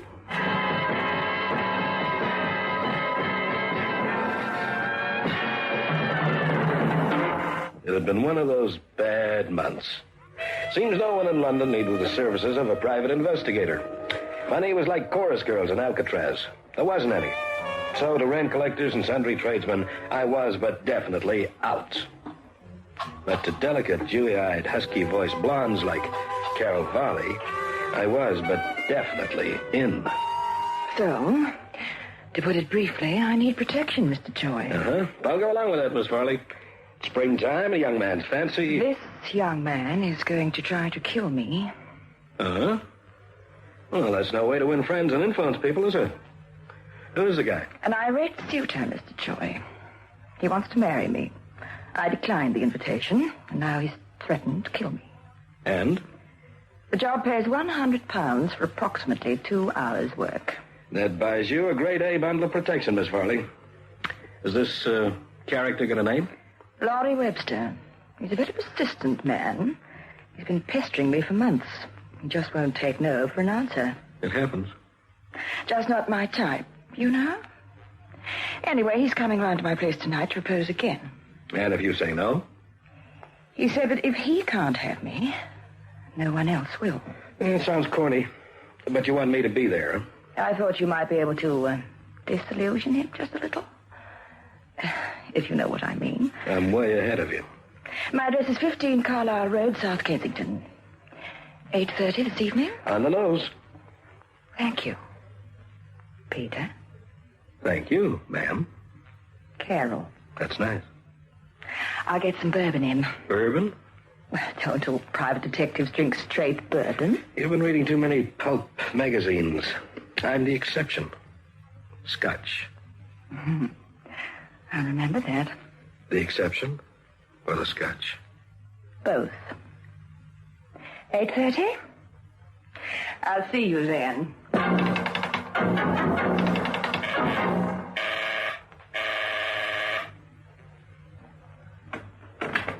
Hi. 8:30 on the nose. I like punctuality in a man. Come in. Thanks. Do you get many of these sort of assignments, Mr. Troy? Oh, well, I was going to talk to you about that. £100. That's a lot of money just to dissuade a guy from carrying a gal off to the altar. Why don't I go to the police? Uh-huh. I value my privacy, Mr. Troy. Don't you? Yeah.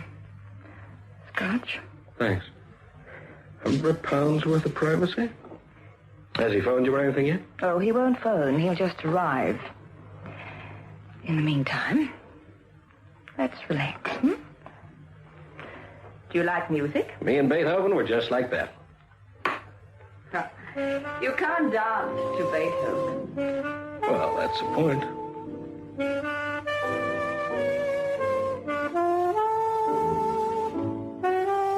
You dance very well. Thanks. It's a nice place you have here. It's home.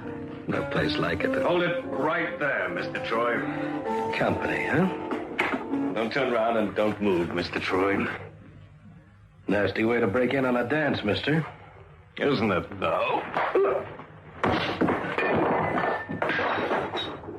Oh, poor Mr. Troy. He danced so nicely. All right, Carl. Help me set the scene. We haven't much time.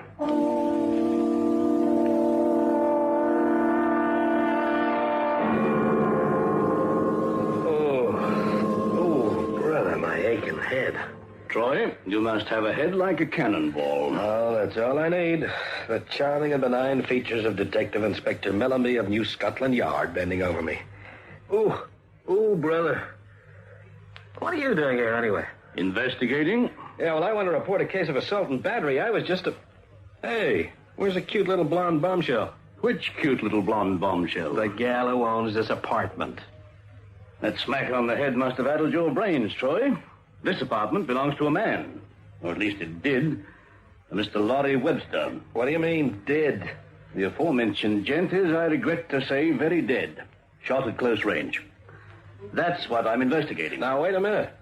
Where did all this happen? You got a suspect or anything? Because if you haven't, I might just be able to... Your first question is right here in this apartment. In fact, right here in this room. If you move your head a fraction, you'll see the late Mr. Webster stretched out on the floor just a couple of feet away from you. Hey, well, this just doesn't make sense. As for your second question, yes, I do have a suspect. A private investigator called Peter Troy. Oh, very funny. But I'm not in the mood for jokes. Want to tell me about it? Tell you about it? What would I want to kill Webster for? I've never even seen the guy. Gun's on the floor beside you. A Smith & Wesson .32. And I've no doubt your fingerprints are splattered all over the butt. Now, you know I don't use a Smith & Wesson. I got a license to carry a Browning automatic. A license which I regret to say must be withdrawn. Now, look, there's a frame, and you know it, Inspector. They set me up. Hey, how did you know about all this, anyway? A phone call, Mr. Troy. The caller said there was some trouble here in Carlow Road. Yeah, with me right in the middle, huh? Well, it's nothing to the trouble is going to be, just as soon as Your secretary, Julie's outside. Now have Miss Summers come in, Constable. Right, sir. Miss Summers, please. Oh, Pete, they made me tell them about that girl. I get it all now. Julie told you about the blonde that came to see me this afternoon, the girl who wanted a bodyguard to protect her from an over-anxious suitor, and you think I think you took your duties too seriously. You didn't have to shoot him, you know. I didn't shoot anybody. Oh, maybe the Smith & Wesson belongs to him, eh? He pulled it on you, there was a struggle. You got possession of the gun, pulled the trigger. Now, look, you know me. I'm the sort of guy that goes around giving people lead poisoning. I could take that weasel lying over there with my hands tied behind my back. That weasel gave you a fair-sized clout on the noggin, laddie. Julie, you better get hold of Randell. Looks as though I'm going to need a lawyer. You're already legally represented, Mr. Troy. Huh? All right, you can come in now. Thank you. Who are you? Oh, my name is Regan, of Regan and Forsyth Solicitors. My card. I shall be happy to look after your case, and for the moment I strongly advise you not to answer any more questions. Who sent for him? Yeah, I heard about the disturbance and thought you might need help. Furthermore, I think I can furnish the police with a witness. A witness whose testimony will clear you completely, Mr. Troy. Well, now, that's more like it. Where are you going to get this witness from, Mr. Regan? Now, Inspector, you should know better than that. The defense cannot give away its sources of information at this particular juncture. Now, I should like a word in private with my client, please. This way, Mr. Troy. Just don't try and leave this flat, either of you. Well, now, Mr. Regan, I think it's all very charming, but You're in trouble, Mr. Troy. Bad trouble. In fact, it would seem that you could wind up with a rope around your neck. No, but I thought you said something about a witness. Yeah, I did. But I omitted to say in front of the inspector that my particular witness, if she gave her testimony, would most certainly take you straight to jail. You see, Miss Carol Varley was here when you shot down Laurie Webster. Well, I know that she was... Ah. You mean she's part of the frame? A rather, luscious frame, don't you think, to coin a phrase? Yes, I'm afraid you're in trouble, Mr. Troy. Real trouble. Well, this was certainly cute. This was really cute. This was the tender trap. The more you struggle, the deeper you get into it. But this guy Regan, now here was an angle. Yes, a rather delicate predicament, isn't it? Of course, I'd like to help you, Mr. Troy. The lady sent you? As a matter of fact, yes. How come? She has a proposition. She had one before. Look where it got me. This could be an answer to your problem. You see, I can tie up the police legally and demand your formal bail. Without Miss Varley's testimony, they have very little real evidence. You ever watched Inspector Mellenby at work? He makes Dick Tracy look like an amateur. Nevertheless, I can get you out of here. And? And naturally, we shall want a small favor in return. How small? From here, you are to go home and you are to make no phone calls. Tomorrow morning, you go to your office as usual, and you pay particular attention to the parcel mail when it arrives. There'll be a package for you. It'll be double wrapped. Well, keep talking. Undo the outer wrapping, and you will see a letter addressed to you. In it, there will be some instructions. You follow them, but you do not, I repeat, you do not open the inner package. It's been specially sealed, and we shall know immediately if it's been tampered with. You're an untrusting lad, aren't you? Mr. Troy, all you have to do is deliver that package. It's not a very difficult job. In return for doing that, I offer you your freedom. I've got another suggestion, Mr. Regan. Oh?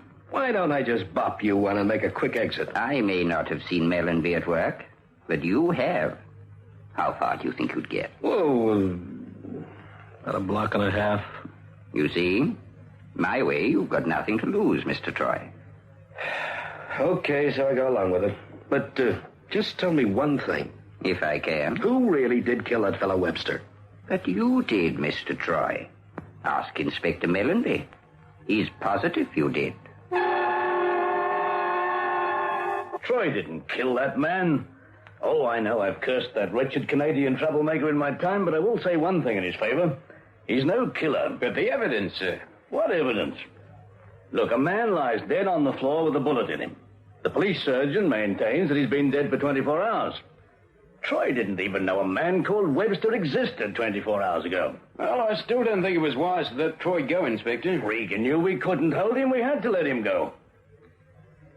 Incidentally, Troy's being shadowed. Best team in the yard looking after him, sir. Good. Troy's no fool, and I think he's purposely sticking his neck out. You mean he may be setting himself up as a bait, sir? Yes, the fool. When will he learn to stop poking his nose into police matters? Well, this time he really didn't have any options, sir, did he? I wonder what's behind all this. Anything from ballistics yet? They're still working on the serial number. It's been burnt off with acid. They're putting it through photo analysis, but it takes time, unfortunately. Yes. Anything on the deceased yet? Well, we know one thing. He has a criminal record. Spent a couple of years in Dartmoor. Worked an old confidence game. But that was 5 years ago. Not a thing since then. Why was he killed? We'll get the answer to that and... Oh, to the devil with Troy. Why didn't he stay in Montreal?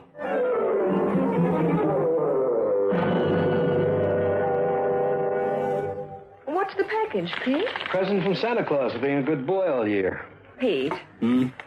I'm sorry about blabbing to the police. I had no idea. That's okay, honey. I just wanted to help. That's nice. How is it you get yourself into so much trouble, Pete? Trouble and me got married a long time ago, baby. Will they arrest you again? No. How can you be so sure? Because Mellenby knows I didn't kill Webster. Oh, but he was looking for a patsy, too. You got your notebook handy? Yes. Well, take this down. Troy, deliver the enclosed package to a Mr. Giles Nolan, Honeywick Cottage, Levendale. Levendale? Where's that? Buckinghamshire, about 40 miles from London. Deliver it today. Deliver it unopened. You're being watched. Pete. Make with the pencil, honey. You're being watched, and if you attempt to contact anyone else, there'll be trouble. An old word again. Don't allow yourself to be followed by plainclothesmen. And my angel, our anonymous letter writer, has enclosed 20 crisp little fivers. They look real, too. Oh, there's a postscript. No matter what happens, this package must reach Levendale. Pete, I'm getting that old feeling again. It looks as though someone's going to try and stop me from getting this package to Mr. Nolan, doesn't it? Well, let me ring through to Inspector Mellon. Oh, no. Well, you just put that copy of the letter into an envelope and send it to him express. Addressed to his home, not Scotland Yard. Okay? But it'd be so much easier to phone. You're a sweet, innocent babe, and I love you like a brother. I've got a brother. You know something? I bet our phones are tapped this morning. Oh, Pete, don't go. Judy calls. See you. Oh, men. Peter Troy Investigations. Miss Summers? Yes? I gather Mr. Troy has left.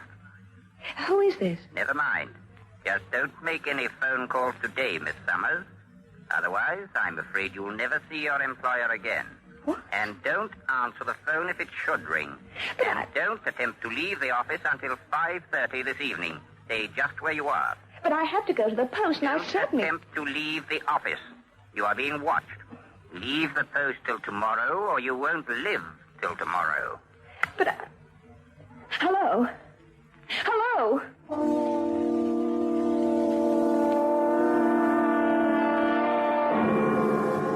I couldn't care less who makes the delivery, Miss Valley, just so long as I get the stuff. Oh, you'll get it, Mr. Nolan. No need to worry about that. Yes, and what about Webster? He had an unfortunate accident. Yes, in other words, he was hijacked and killed.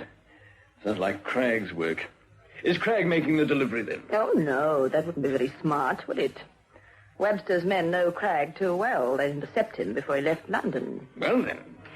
The delivery will be made by a rather dashing young Canadian private investigator called Peter Troy. Private investigator? Oh, don't worry, Mr. Nolan.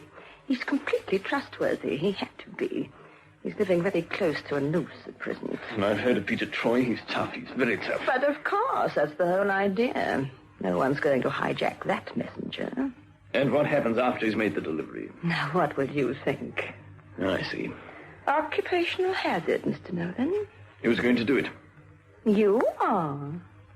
No, wait a minute. Because if you don't, Peter Troy will get you, Mr. Nolan, one way or another. I doubt very much whether he's in the sweetest temper just at present. As soon as he hands over the package to you, you'll give me the money, and then Mr. Troy dies.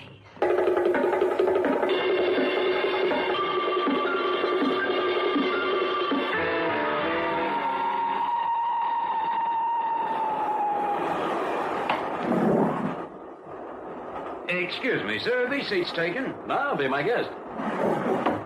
Nice weather for this time of year. Isn't it, though? Going far? Oh, just as far as Levendale. Say, excuse me a minute, will you? I'd just like to get something from the rack above. Can I give you a hand? No, thanks. I can manage.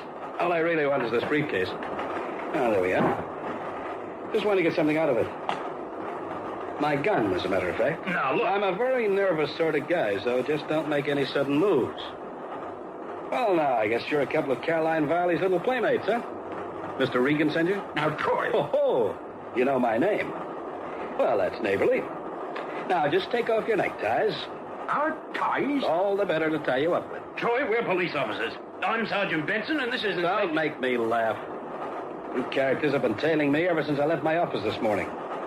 Okay, get those ties off, or I'll have to do it the hard way.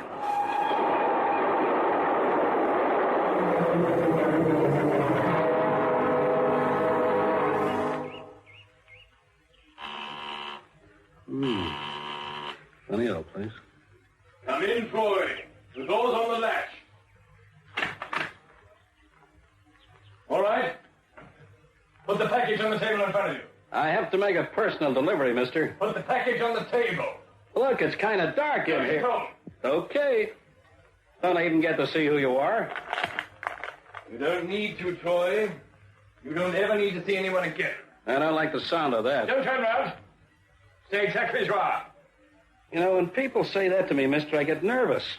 I start looking around for something like this table. All right, Troy. Come on out. Give me a good reason. Not good enough, Buster. He's got a gun. So what? You've got him trapped. Ah, the Lady Caroline. It figures. Well, this is your last chance. Throw out that gun, Troy. You want it? Come and get it. What the devil? Something came through the window. Gas. Tear gas. Troy, this is Mellenby. You all right? Yeah, but hold everything, Inspector. Police. I have a cordon of men surrounding the place. Well, keep them outside. I might be able to reason with this guy now. Not a chance, Troy. I'll give you 2 minutes, and then we're coming in. That ought to do it.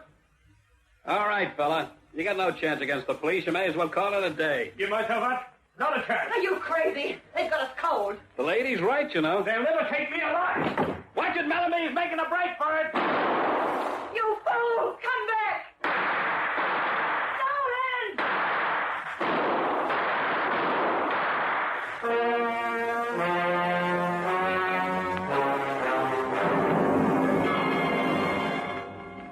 Tear gas.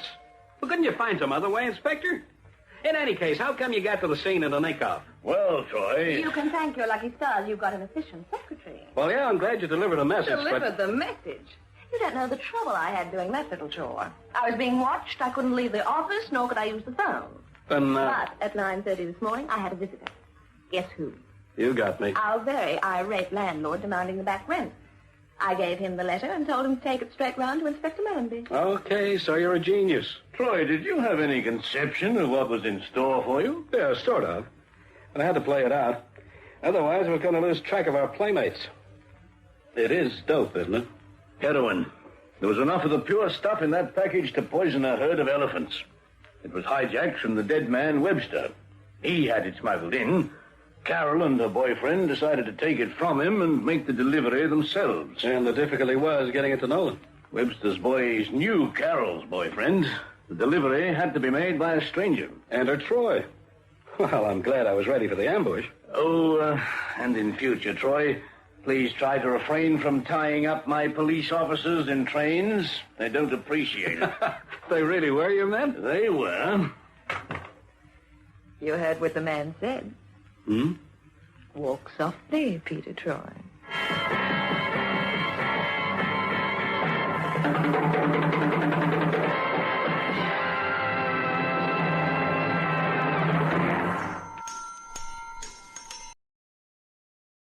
Sounds of Darkness. This series was the replacement series for the long-running Australian imported series Nightbeat. The story centered around Lee Masters, the blind FBI detective that solved crime in its own unique style. The series was one of many directed and produced by Jerry Van Wyck and was an original idea developed between Jerry and Brian O'Shaughnessy. Johnny, what's happened to New York? I'm not with you, Lee. Well, we've been here 2 weeks. 2 whole weeks. And no crime has come our way. I seem to remember statistics to the effect that a major crime is committed in New York every 75 seconds. Well, they certainly haven't been coming our way. Well, for my money, it makes a nice change. You know what I feel like? I feel like watching the boxing. Watching? But Lee... Yeah, I know. I can't watch. But that's what I've got you for, isn't it? You're supposed to be my eyes. Well, we'll combine a little business with pleasure tonight. Okay. I want to see the big fight at the Garden. So we'll go along. And you'll see how good you are at explaining to me exactly what's going on. I want a blow-by-blow description of the fight. And heaven help you if I miss a blow.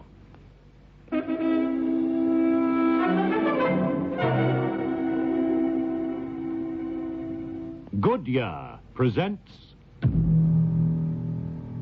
The Sounds of Darkness.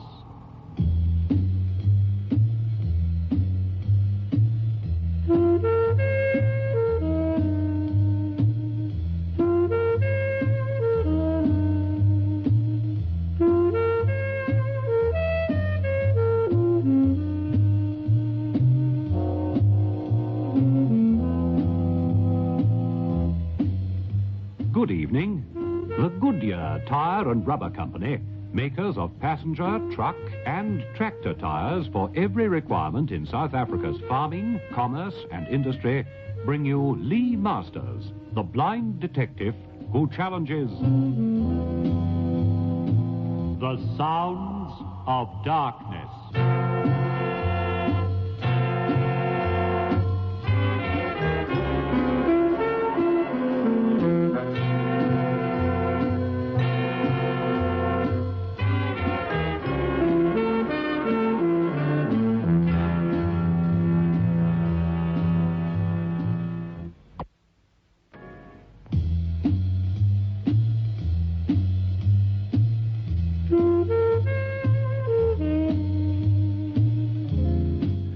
In tonight's Sounds of Darkness, you will hear Tony Jay as Lee Masters, James White as Johnny Bridges.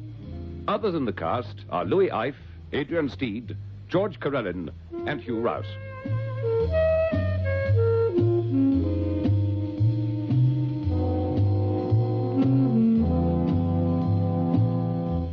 Now let's join the world of Lee Masters in tonight's Sounds of Darkness, The Last Round.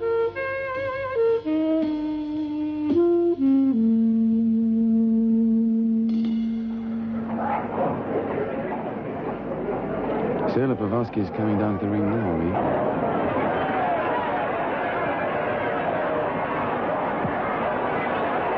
He's prancing around the ring, holding his hands over his head. They've made him favorite. He's 6-4 on the Sailor. You fancy him? Yeah. Well, I reckon Tiger Jackson will stop him inside 6. Oh, you gotta be joking me. No. Tiger Jackson's well over 30. This guy's young in his prime. Yeah, I know. Sometimes, a couple of dozen fights under your belt stands you in better stead than 5 years the right side of 30. This Sailor guy now, he's had 9 pro fights, that's all. Yeah, I know, I know. He's won them all. 6 of them on knockouts. But I still like the Tiger. Oh, here he comes now.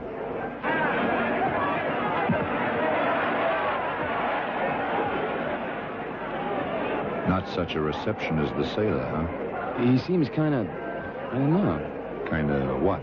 Well, he's not looking around and smiling the way the other guy was. He's walking kind of slow.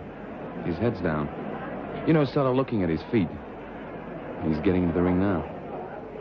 He's not playing to the crowd at all, this guy. He's going straight to his corner. He's sitting down. He doesn't look much to me. What's Sailor Powalski doing? He's standing in his corner, hands along the ropes behind him. He's sort of leering at Tiger Jackson. His Polak sure looks confident. Well, when you get a fighting Pole, he's usually pretty cocksure. You say Jackson doesn't look so good. I've certainly seen better.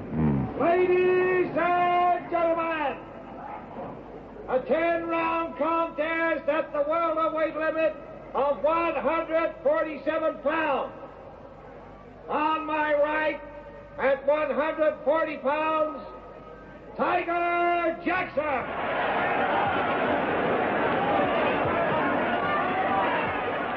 On my left, at 146 pounds, Sailor Powalski.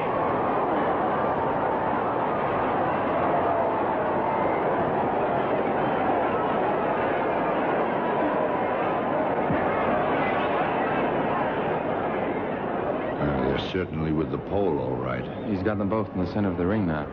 I give him the old routine about breaking clean and so on. Quiet a minute, Johnny. Huh? I want to listen to that riff. Oh, now, don't tell me you can. Quiet.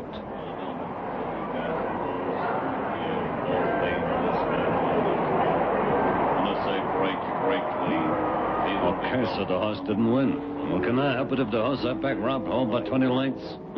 Since when's a crime to back a winner? Since you fixed it so the favorite would lose and doped your horse to make sure it won. That's when. You're gonna have to prove that, Cubby. Me, I ain't saying nothing until I see my lawyer. All right, you bums, shake hands now, and when the bell goes, come out fighting. That ref, Johnny. Who is he? What's his name? Look in the program. Oh, now, don't tell me you could hear anything he was saying over the racket going on. I heard. I can't remember the name, but I've heard that voice before at the wrong end of an interrogation session. It says here his name is Lucas. Snowy Lucas. In a pig's eye, his name is Lucas. I remember now. Yeah, his name is Bolt. Piggy Bolt, they used to call him on account that's just what he looked like. A pig. Yeah, this guy looked that way. Yeah, now you come to mention it, he does. Johnny, my little warning bell is ringing like crazy. You gotta keep your eyes peeled. Might be a false alarm, but I have a feeling that something crooked is on the program for tonight.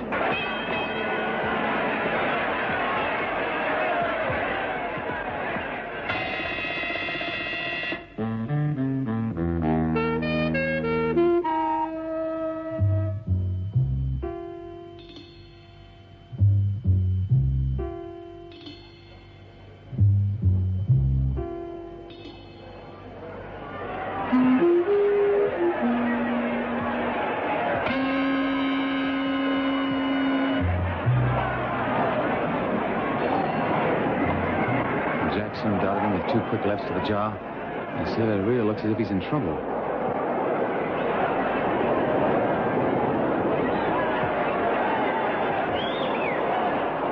He's down. Huh? Tiger Jackson's knocked him down. It's funny. They didn't look like knockout punches to me.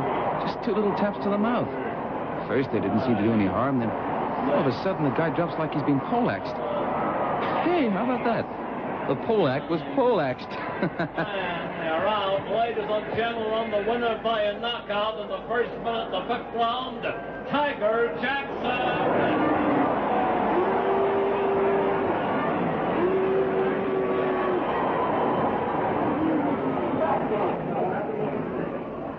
What is it, Johnny? What's the matter? Pavelski isn't moving. He's just lying there. They're trying to bring him round. Not a chance. Hey, that guy really is out. How do you figure that? A little tap and he's still unconscious. If he is unconscious. You don't mean he's... I don't know. But with Piggy Bolt around, it's only natural that things should smell. Come on, let's get moving. I want to be in the dressing room when they carry that guy in.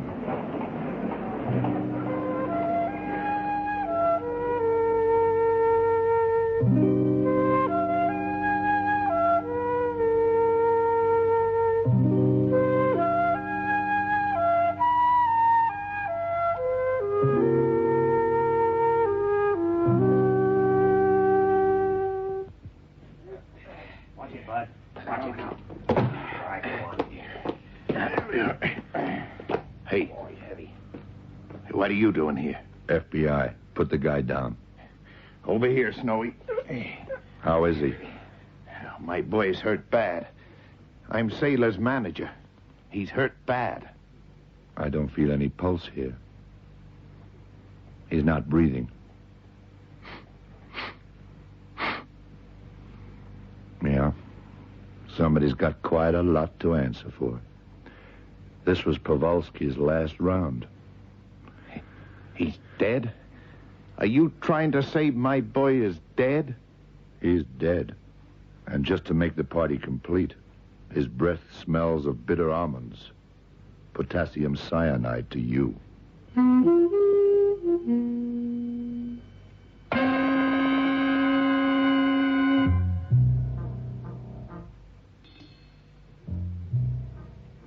What is this? I don't... What's all this anyway? Who does this guy think he is?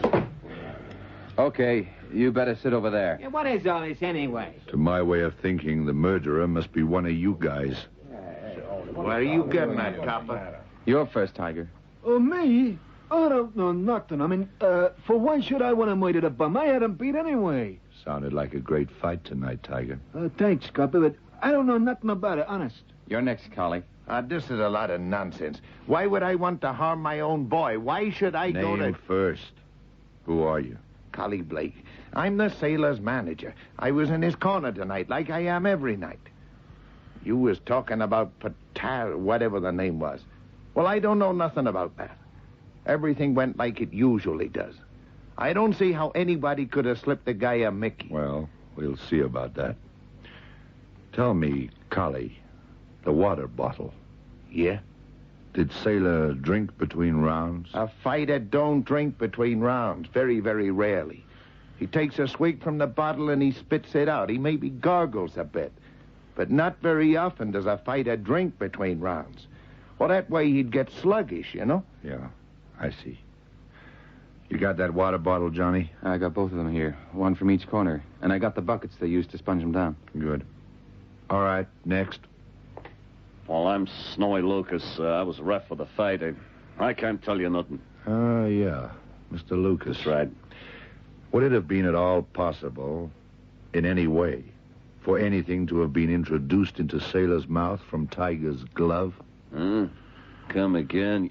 You mean could the guy, Tiger, could he have had this poison on his glove and pushed it in the sailor's mouth? That's what I mean. Hey, now listen, I didn't do nothing. I'm not asking you, Tiger. Well, Mr. Lucas, would it have been possible? No, not a chance. You see, when they goes down onto the canvas, when their gloves touch the deck, before they start fighting again, it's the ref's job to grab the guy by the wrists and rub the gloves on his shirt, the ref's own shirt. Well, that way you get rid of the rosin, you know. They put the rosin on the canvas so the guy won't slip. Well, a dirty fighter will try to keep this on his gloves. So that at the first opportunity, he can rub his glove in the other guy's eyes and temporarily blind him. Yeah, that I know. Yeah, well, like I said, tonight's fight was clean. There was nothing like that. When Tiger did go down, I made sure he wiped his gloves clean. Yeah, I see. Well, there's just one thing that worries me, Mr. Lucas. Yeah? What's that? The fact that your name isn't Snowy Lucas. Huh? It's Piggy Bolt. And the last time you and I talked, you were dodging a rap for doping a racehorse.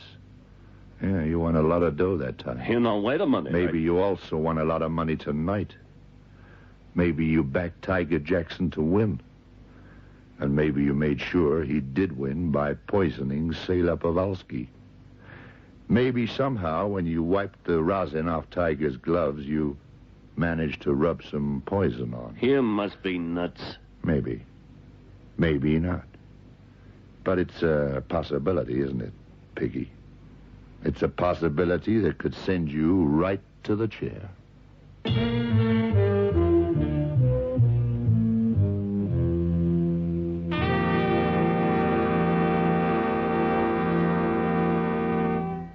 You're listening to The Last Round, tonight's Sounds of Darkness, brought to you by Goodyear, the greatest name in rubber.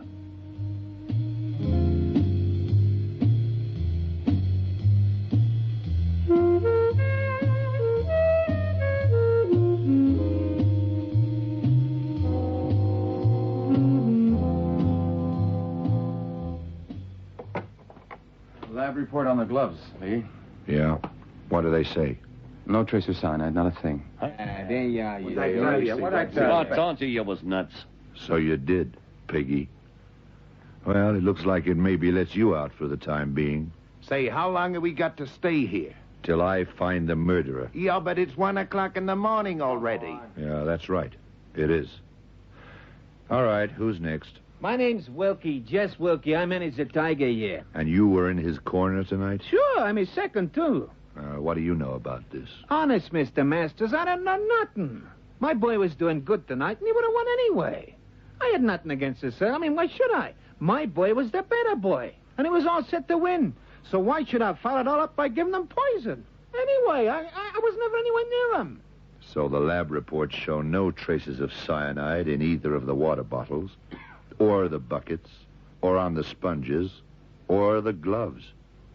That right, Johnny? That's right. So how in the heck can somebody give a fighter in the middle of the ring, in Madison Square Garden, in the middle of the 5th round, a fatal dose of poison? Can I talk to you a moment, Lee? Well, I wouldn't leave this bunch alone with the body.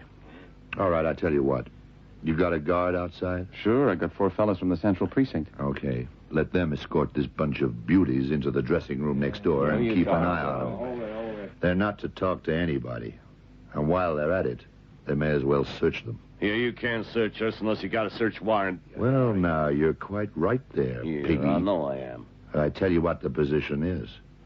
Either you let us search you here and now without a warrant. Huh? In other words, you cooperate with the police for a change, or else I'll personally see that they tie a charge on you for resisting an officer in the execution of his duty, and you'll do 6 months before we even start. Well, hang on, wait a minute. And I'll search you anyway, by force if necessary. Huh? So, what do you got to say to that? Well, look, I'm not beefing. Well, sure you can search me. I got nothing to hide. That's mighty nice of you, Piggy. I'll say this. Open the door, Johnny. Okay, Lee. Officer, take this chorus line round into the dressing room next door. And keep an eye on them till I let you know. Sure thing, Mr. Masters. Come on, you guys. This way. Yeah, well, all right. Well, Johnny, what is it? I was thinking. Seems like the only way anybody could have poisoned that guy would have been to have given him the poison in the ring. That, Johnny, is the problem. I know it sounds impossible, but that's just what must have happened. But, Lee, I'm telling you, it didn't happen. Look, think back. Think hard. In between rounds, between the 4th and the 5th rounds. Yeah. Anything happened? Anything at all? Jeepers, Lee, I don't think so. I mean, you know the usual stuff. You know, like rubbing the guy's muscles, fanning him with a towel, giving him the water bottle, all that kind of jazz. Nothing special. You sure? If there had been anything, I'd have noticed. That I'm sure of. Which leaves us right back where we started. Somebody poisoned that guy while he was in the middle of the ring, watched by 6,000 people.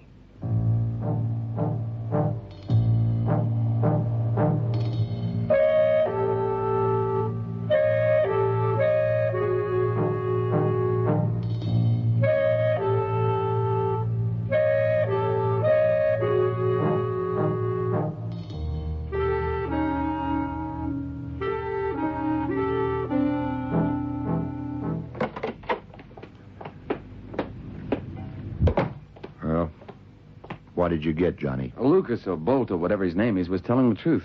He backed a grand on Tiger Jackson to win. Nobody else had a bet. But I ran into Droopy outside. Oh, is that who's with you? Yeah. Yeah, that's me, Mr. Lee. Well, you might be just the guy I want to talk to. Guess there's not much goes on in the sporting world, either on the level or crooked, that you don't know about, is there? Well, I keep my ear to the ground. Now, what's the word on the killing? Killing? Somebody dead? Maybe. How was the money going? What was the betting like on the fight tonight? I mean, last night. Ah, you mean Sailor Kowalski and Tiger Jackson? Yeah, there was big bread floating around on that one. A lot of dough, huh? You asked me, the syndicate climbed in on this one. As big as that, huh? Yeah. And these guys don't open their eyes under $100,000. The way I heard it, they stood to win $500,000. And they won, of course. Of course. When the syndicate bets, that ain't a gamble. That's a certainty. One way or another, they make sure of that. Yeah. Okay, Droopy. Thanks a lot. See you around. Here's something for your trouble. Ah, gee, thanks, mister. It wasn't no trouble. For you, Mr. Lee, it's only a pleasure. You know that. Sure. Have a drink anyway. Yeah, okay, Mr. Lee. I'll see you around.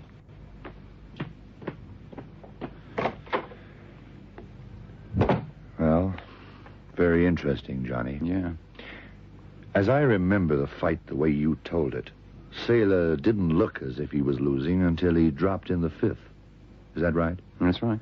And in spite of the fact that I fancied Tiger, Sailor was the obvious one to win, wasn't he? He started out as unfavored.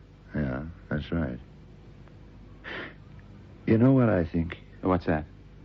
I think the Sailor was going to take a dive. I think it was all arranged that way. And for some reason, he changed his mind. By this time, it was too late. The syndicate had already laid out close to $250,000. He had to lose. That's why he was killed.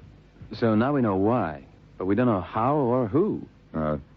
Just let me think a minute, Johnny. When you've eliminated every alternative, what you're left with must be the modus operandi. Huh? Yeah. Now, so far, we've eliminated the fact that he might have been given poison before he came into the ring. Uh-huh. He didn't pick up poison from Tiger Jackson's gloves. Right. He didn't get poison from the water bottle. True. And there were no traces of cyanide in the buckets. We've searched every one of these birds, and every one of them is clean. Of course. Why didn't I think of that before? What? I must be slipping. If I'd seen the fight tonight instead of you telling me about it, I'd have solved this thing before we got up from our seats. What are you talking about? Johnny, you know something? I think I know how this thing was done, and I think I know who did it. Trouble is, I haven't got the faintest idea how I'm going to prove it.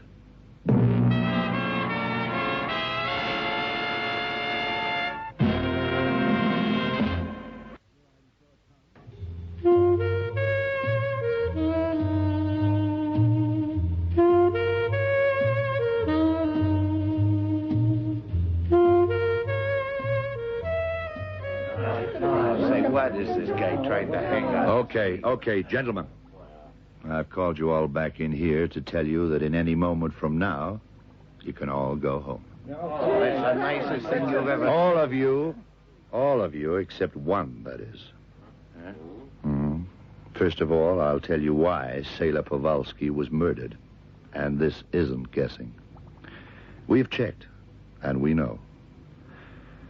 About 2 weeks ago, the syndicate approached Sailor through a third party and offered $20,000 for him to take a dive. Sailor agreed. The third party clinched the deal and took the $20,000. When he went to give Sailor his share, the Pole had changed his mind. No amount of persuasion on the part of this third party could get the Sailor to throw the fight. Now, our friend, Mr. Third Party, was in trouble. The syndicate had laid out big money. Sailor had to lose. On his form, he was a cert to win. So, Mr. Third Party, the murderer, hit upon a bright little scheme. He got hold of some prussic acid. Yeah, and I know where he got it from. The poison was put into a soluble capsule, long and thin. And then the capsule was put into the sailor's mouth. What are you talking about, copper? Your brother-in-law develops photographs, Collie. Bet there's plenty of potassium cyanide lying around his darkroom. Yeah? You put the capsule in the sailor's mouth, didn't you? You're nuts. When did I get that chance? Before round 5 started. In the ring, in full view of 6,000 people, you slipped the capsule in his mouth. Oh, the gum shield. Of course, the gum shield. That's right, Piggy. Who handles a fighter's gum shield? Only his second. Prove it. I'd like to see you prove it. Just before the 5th round started, you slipped Sailor's gum shield back into his mouth. Only this time, the cyanide capsule was stuck to it. You knew with a couple of punches to the mouth that the capsule would burst and that the sailor would swallow the poison. And that's the way it happened. Talk. Just talk. Prove it, copper. I have proved it. That gum shield went to the laboratory. They found the traces that I need. Why, you... Get him, Johnny. All right, I did it. What could I do? It was him or me. You know the syndicate. If Sailor had have won, they'd have rubbed me out for sure. I didn't have no chance. Thanks, Collie. I got 3 independent witnesses to your confession apart from the police. Take him away. Okay, come on, Collie. Come on now. Come on. Okay. Well, maybe I'm not such a bad gambler after all. A gambler? What are you talking about? I didn't have that gum shield tested. What? It wouldn't have done any good. In the first place, all traces of cyanide would have been washed off it by the saliva in the mouth. And in the second place, it wouldn't have proved anything in the first place. You were bluffing? Yeah, I bluffed him into squealing in front of witnesses. He'll make a full confession down to the Central Precinct. That's the only way we could have got him, Johnny. Next time, I suggest a night off watching the fights. Just sock me one, will you?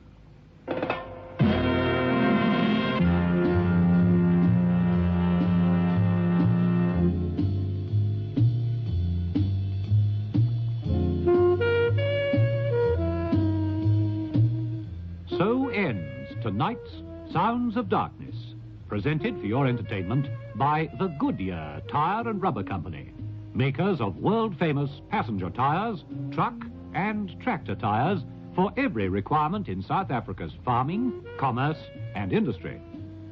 Join us next Friday and every Friday night at 9:30 when Goodyear will again present the blind detective Lee Masters in The Sounds of Darkness.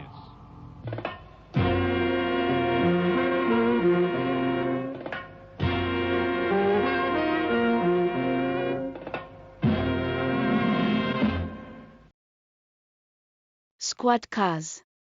Probably one of the most popular radio programs ever broadcast in South Africa. Week by week, a dramatized story of the South African police at work would unfold. The series originally went out for broadcast on Sunday evenings. After 6 months, the program moved to its familiar Friday night 7:30 p.m. slot on Springbok Radio.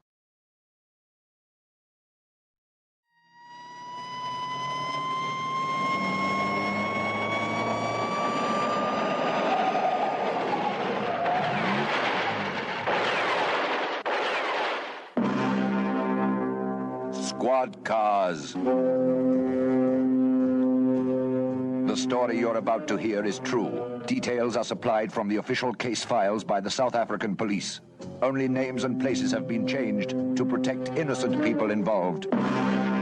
General Motors and their dealer organizations throughout Southern Africa proudly bring you the drama, the danger, the thrills, and the facts when the long arm of the law travels in Squad Cars.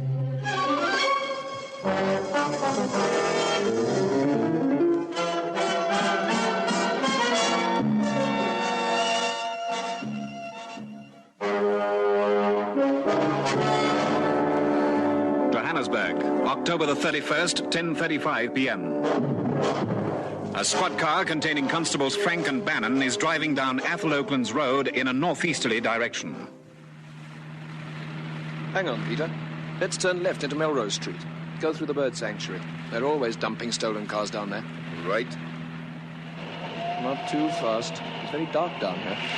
I should think this is one of the last areas of Johannesburg without street lights. They couldn't very well install street lighting here. Why not? It's a bird sanctuary, man. Scare all the birds away. Yeah, didn't think of that. Haven't you ever been here? No. I don't care much for birds. Not the feathered variety, eh? No. The entrance is just down here over the bridge, on the right. Right, shall we go in? Yes, you never know.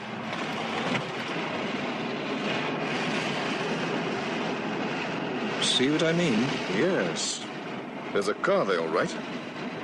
Maybe just a courting couple. Let's go and have a look. Got your torch? Yes. If it is a couple necking, we'll warn them that it's not safe in such a secluded spot. What sort of car is it? It's one of these new things, Fleetwing. Very smart with its wet wall tires and all. See anybody? No. Shine your torch. No! Peter! I'm it. Get down before they hit you too. Hold off fire! It's the police! Must return the fire.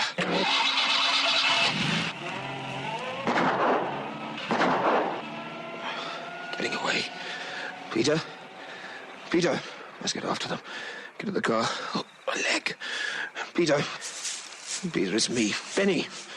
Peter. He's dead. Must try and drag myself to the car. Never be able to drive with this leg. Can put a call out, though. Must get to the radio before that car gets any distance away. When he drove out of the gate, he turned as though to go up to Oxford Road. Here we are. Hope I can reach to open the door. And now, the radio. Drag myself inside. There. Number 23. Number 23. Number 23 to control. Come in. Over. Control to car 23. I'm receiving you. Over. I'm wounded at the entrance of the Melrose Bird Sanctuary. Constable Bannon is dead. I'm unable to pursue our attackers. They went off in the direction of Oxford Road. They're driving a Fleetwing. It's difficult to see in the dark, but I think the color is pale blue. I fired after it a couple of times. Whether I hit it or not, I don't know. Over. To all cars in the northern suburbs. Be on the lookout for a Fleetwing thought to be pale blue. The occupants are wanted in connection with the murder of a policeman. They are to be stopped and detained. They are armed and dangerous. State your position, number 7. Over.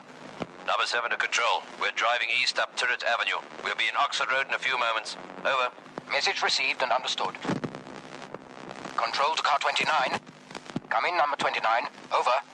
29 to control. I'm receiving you. Over. State your position. Over. We have just passed Wits University. Converging on Oxford Road as fast as possible. Over. Good. Car 12. Control to car 12. Come in.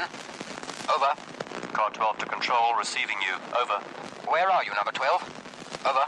Out at Sandown, but we can be in the Oxford Road area in a minute or two. Over. Quick as you can, number 12. Control to car 23. 23. Come in. Over. 23 to control. I'm receiving you. Over. We're sending an ambulance to you right away. We will also send a car to your assistance. Just sit tight. Over. Car 23 to control. Received. Over and out. 11:46 p.m. Lieutenant Opperman of the murder squad Brixton arrives at the scene of the shooting.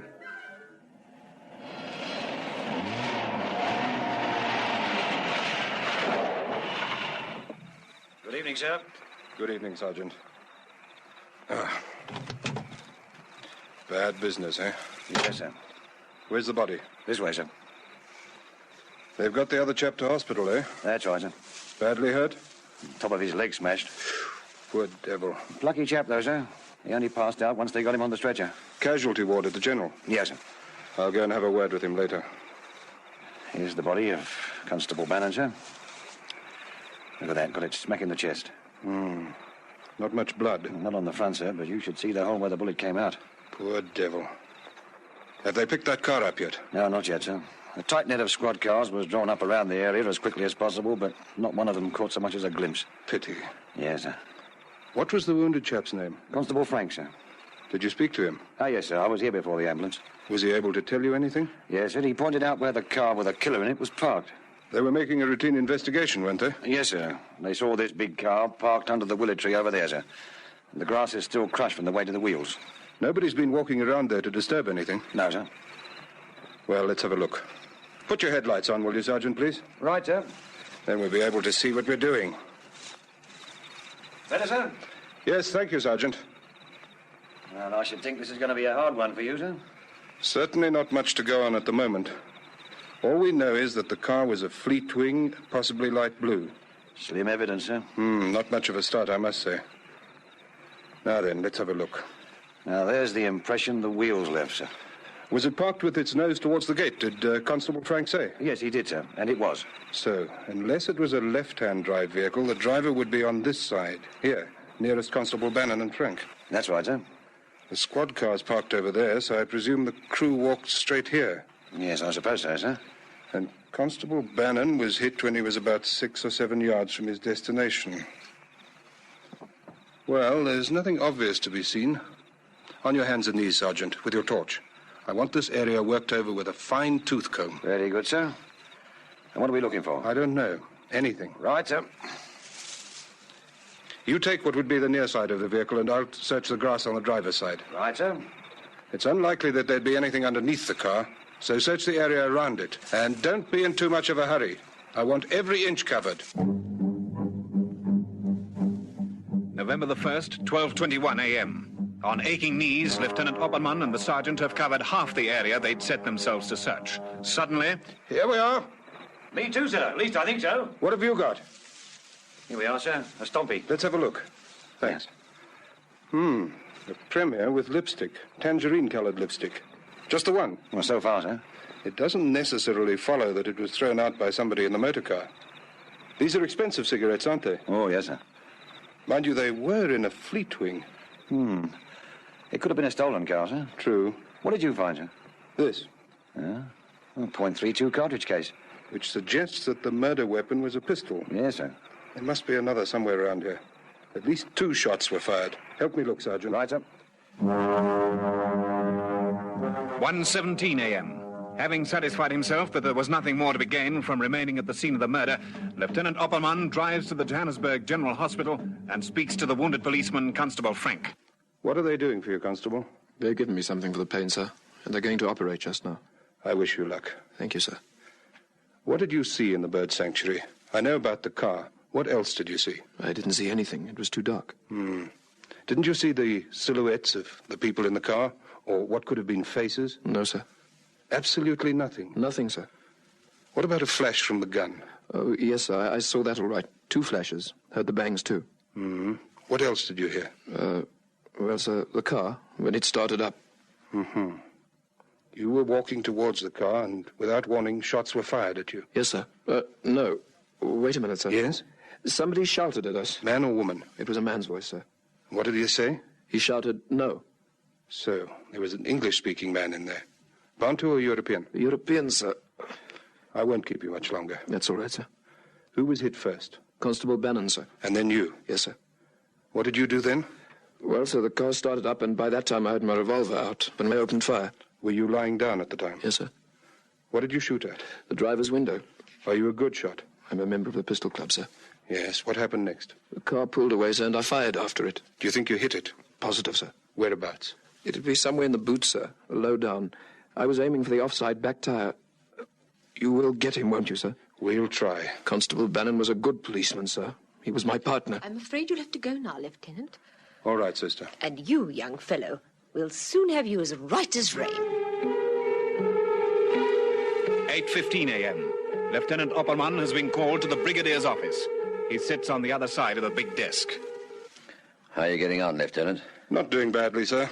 These are the facts. The car's a Fleetwing, possibly light blue in color. It held an English-speaking European man who possesses a .32 pistol. Possibly the car held a woman who smokes Premier cigarettes. The car, wherever it is, probably has a broken driver's window, either broken or starred with a bullet hole, and a bullet hole somewhere in its rear, perhaps in the fender area or low down on the boot. Not a bad night's work. No, sir. What's your next course of action? There's a chance that the vehicle was stolen. I've already asked Warrant Officer Libber of the stolen vehicle staff to check that for me. Good. Anything else? Well, they're both long shots, sir, but I've rushed the .32 cartridge case to the ballistics staff, and from here I'm going down with a squad of men to check on all the panel beaters. Nobody's going to want to drive around in a big car like that with bullet holes.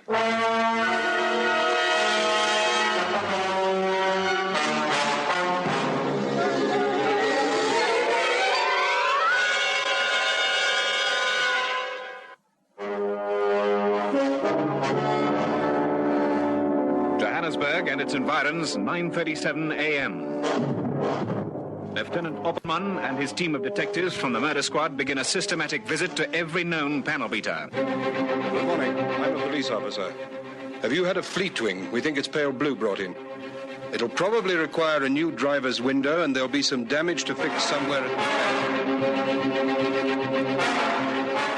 If you have a Fleetwing coming for fixing, new driver's window and a hole in the boot, a bullet hole, you're to phone this number and ask for Lieutenant Opperman. Afternoon. If a car with bullet holes pitches up for repairs, you're to contact the murder squad.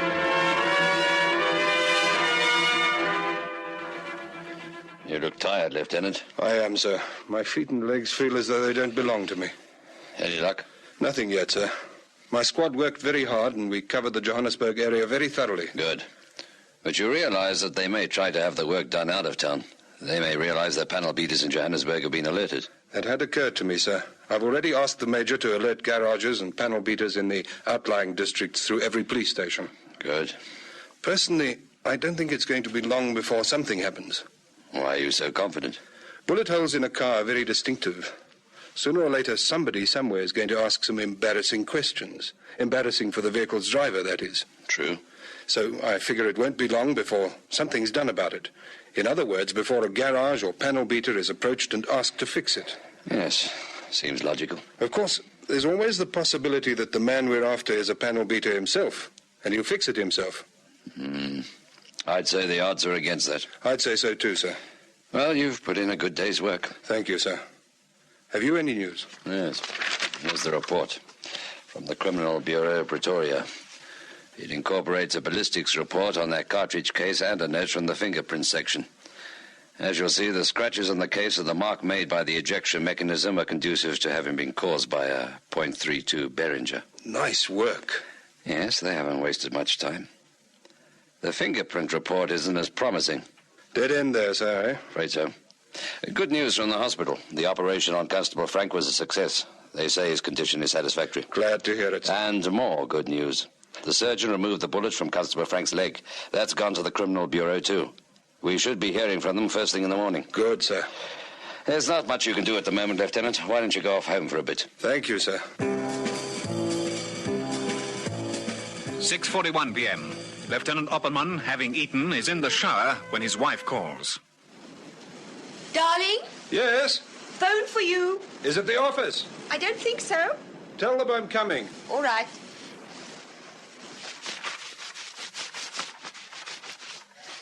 Do you want a cup of coffee? Please.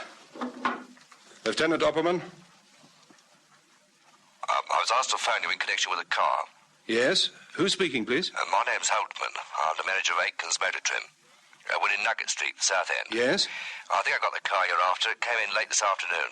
Pale blue Fleetwing. That's right. White wall tyres. There's a hole in the driver's window and another one next to the offside tail light. I'll be right over. Okay, I'll wait for you. I'll be there in 20 minutes. Bye. Bye. Here's your coffee. Haven't time. Keep it for later. 7:05 p.m. Lieutenant Opperman arrives at Aitken's Motor Trim and makes himself known to the manager, Mr. Holtman.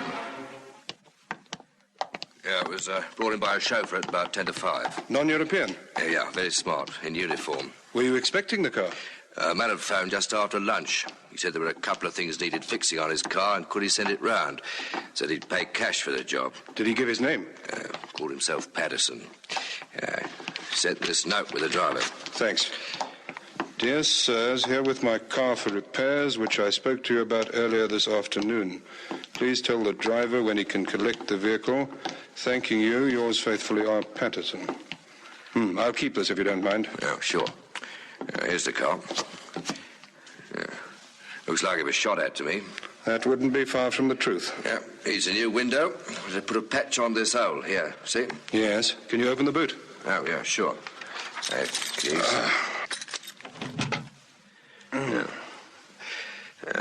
What are you looking for? The bullet that made the hole.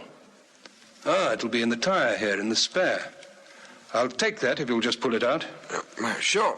And while we're about it, I think we'll have a look in the ashtray. Now then. Ashtray. Full. That must be why she threw it out of the window. A stompy. Yes. 2 or 3 Premier butt ends, and all lipsticked. Right shade, too. We're doing better than I thought. Can I help you?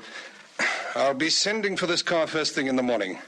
Just let me make a note of the registration number. There we are. We'll put that spare in my car outside. All right, sure. You've been a big help, Mr. Holtman. Thanks very much. Pleasure. What's it all about, anyway? I'm not quite sure. I should know tomorrow. 9:34 p.m. Having driven with the spare wheel to the Criminal Bureau, Pretoria, Lieutenant Opperman returns to his home. Alida! Alida! Oh, a note. I've gone to the drive-in with Henny and Rita. A woman phoned while you were out. She said it was something to do with the death of Constable Bannon. She wouldn't leave her name and number. She said she'd phone again later. Lieutenant Opperman? Are you the police officer in charge of investigations into the shooting of that policeman in the bird sanctuary? Yes. Oh, good. I got your name and telephone number from the paper. What can I do for you? You can put an end to all this misery. It's taken a lot of thought for me to arrive at this decision. I couldn't bear it. It's like a nightmare. The man you want is Mr. Roger Padgham. Oh? How do you know? I was in the car with him. He's Mr. Padgham from the big store. He's one of the sons. We're not married, you see. At least not to each other. We were in the car together. The police arrived, and Roger thought that we'd be arrested for indecency or something.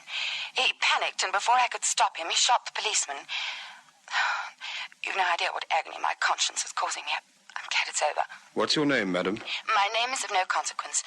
I'm not afraid for myself, but I don't want my husband caught up in a scandal. I see. Now that I've spoken to you, I'm going to phone Roger and tell him what I've done. Goodbye, and thank you. Wait! Lost. She might have been some crank, but better check. The names are different, Patterson and Padgham. But the initials are the same, RP. 2 things I can check. The registration number of that car, find out the owner that way, and check with Marshall Square about the firearms that Padgham owns. The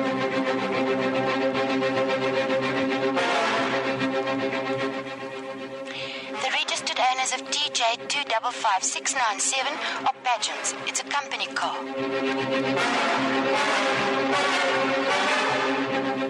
Padgham, Roger. Number 3A, first close, Sandown, Transvaal. 1 hunting rifle, Magnum 375. Sporting shotgun and a Behringer .32 pistol.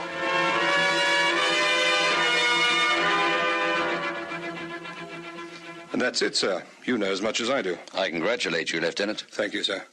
I thought we'd better check. It's all very well getting a tip-off like that, but she could have been someone a little touched in the head. Yes, it wouldn't be the first time.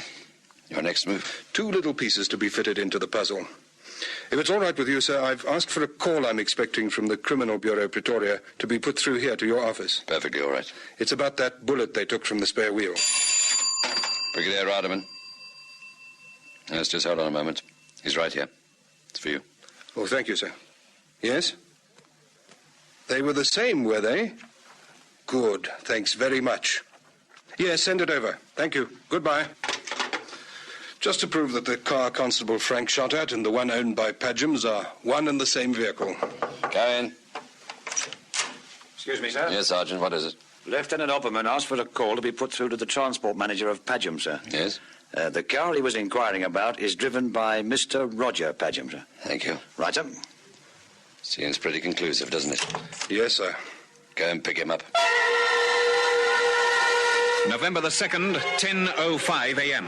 Lieutenant Opperman arrives at Padgham's, makes his way to the floor containing the suite of offices used by Mr. Roger Padgham, one of the company's directors. He presents his credentials to the secretary in the outer office. Yes? And I'd like to see Mr. Padgham. Oh, is it urgent? Mr. Padgham said he didn't wish to be disturbed. He'll see me. Oh, just hold on a moment. Mr. Padgham? Yes? There's a policeman here to see you, a Lieutenant Opperman. He says he has to see you. Tell him I shan't be a minute. Yes, Mr. Padgham. If you'll just take a seat. Thank you. Would you like some tea or coffee? Oh, no, thanks. Oh, I nearly jumped out of my skin. What was that? If you were to call Mr. Padgham on that intercom thing, I don't think he'd answer.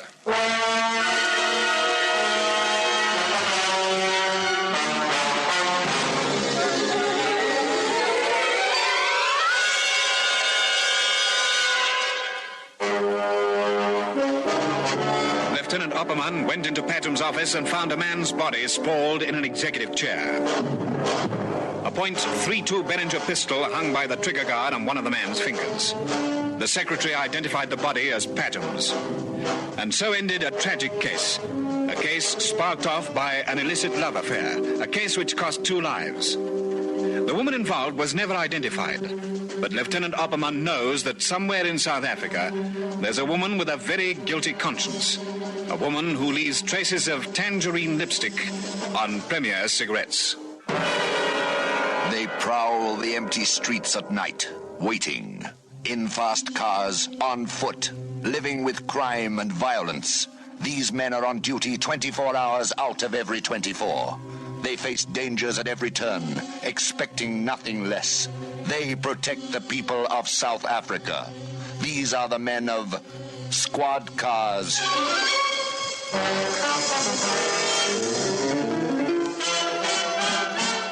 Listen again next Friday evening to another authentic story in our dramatic South African police series, Squad Cars, brought to you by General Motors, makers of the biggest and most exciting range of cars in the world. Cadillac, Buick, Oldsmobile, Pontiac, Beaumont, Chevrolet, Opel, Holden, Vauxhall, Bedford, GMC commercial vehicles, and Ranger, South Africa's own car.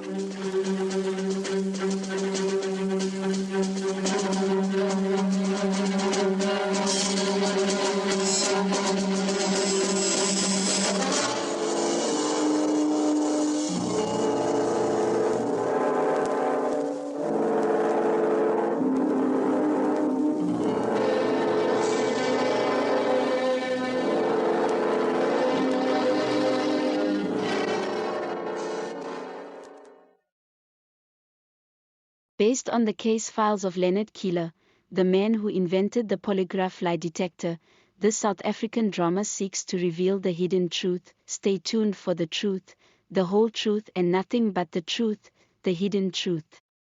A vital human drama, starring one of the world's foremost criminologists who can smell a lie like a squirrel after his winter nut stash. He refuses to be baffled by crime. Based on the real-life criminologist Leonard Keeler, The Hidden Truth featured a detective who refused to be baffled by crime. Leonard Keeler invented the polygraph and the shows were taken from Keeler's case files. Hart Maguire played Keeler, providing both the narration and the acting in the show. During the course of the show, it was difficult to figure out the whodunit part of the mystery. There is a lot of misdirection, with evidence often pointing to the wrong person. Some of the shows are very similar to locked room mysteries. In comes Keeler with his polygraph machine. The show did not rely on the lie detector only. Of course, there was good old-fashioned police work. This show gives a fascinating look into the early development and adoption of the lie detector, even though it is highly dramatized.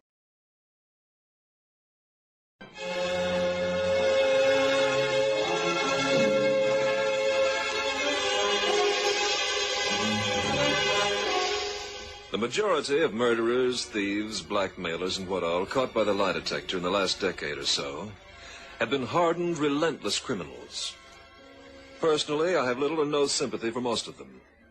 My feelings toward them have been as cold as the calculating pens of the polygraph, which revealed their crimes in scientific measurement of blood pressure fluctuations, variances in pulse and breathing rates, and in minute electrical changes in skin resistance. But I must admit that there have been a few cases that aroused my pity and understanding. On one or two occasions, I regretted the lie detector was so infallible, so accurate, so accusing. One such case I'd like to review for you tonight. Wesley Abbott, a moderately prosperous contractor in a downstate Illinois town, was driving home from a lodge meeting about 11:30 one night. Abbott was half dozing as he drove along the familiar road when suddenly something loomed up in the path of his headlights that awoke him with a start. Hey, what the devil is this? A pretty girl was standing in the middle of the road, frantically waving her arms. A pretty girl whose face was streaked with mud, whose hair was in disarray, and whose dress had been ripped from shoulder to waist. Help me. Please help me. Good gosh. Margie. Margie Turner, is that you? Oh, Mr. Abbott, I've never been as glad to see anyone. I didn't know what I was going to do. Well, you climb in here, girl. You been in an accident or something? Whatever happened to me? I've read about things like this, but I honestly didn't think it would ever happen. Your face is a mess, girl. Who the devil tore you dressed like that? Please take me home, Mr. Abbott. Everyone will be worried to death about me. Well, sure, Margie. Now, of course, if you don't want to talk about it. I don't want even to think about it. He might have killed me. Left me on the side of the road to die. No. You wait a minute, Margie. This sounds like a pretty serious business. If he hadn't stopped that truck, I don't know what I would have done. I just fought as hard as I could and kept running until you came along. Well, look here, Margie. Maybe you better wrap my overcoat around you. It's right there in the back seat. Thank you. I washed your ring, I guess. Now, look here, I think you'd better give me the whole story right from the beginning. I'd save time when we get to police headquarters. I work at the library, you know, Mr. Abbott. Yeah, I know. And I usually get through about 4:30 in the afternoon. This afternoon I worked until after 5. Mm-hmm. When I left the building, there was a red car parked out in front. A convertible. There was a man sitting in it, and he opened the door when I reached the sidewalk. Oh, Margie? I beg your pardon? Hey, wait a minute, please. I've got to talk to you. I don't know why. I haven't the slightest idea who you are. But I know who you are, and I've known you for years. I don't see how you could have. I've never seen you before in my life. Sure you have. Why are you waiting here? What do you want? Well, frankly, I thought I might give you a lift home. No, thank you. If you'll excuse me, I just have time to make my bus. Hey, now, wait a minute. Do I look like a blue beard or something? Of course not. Then why are you afraid of me? I'm not afraid of you. I don't know you, that's all. Yeah, I know you. Isn't that enough? It is not. If you don't mind, I have plenty of references. What references? Well, mutual friends. Mutual friends like Tommy Blaine and... Tommy Blaine? You a friend of Tommy's? Sure.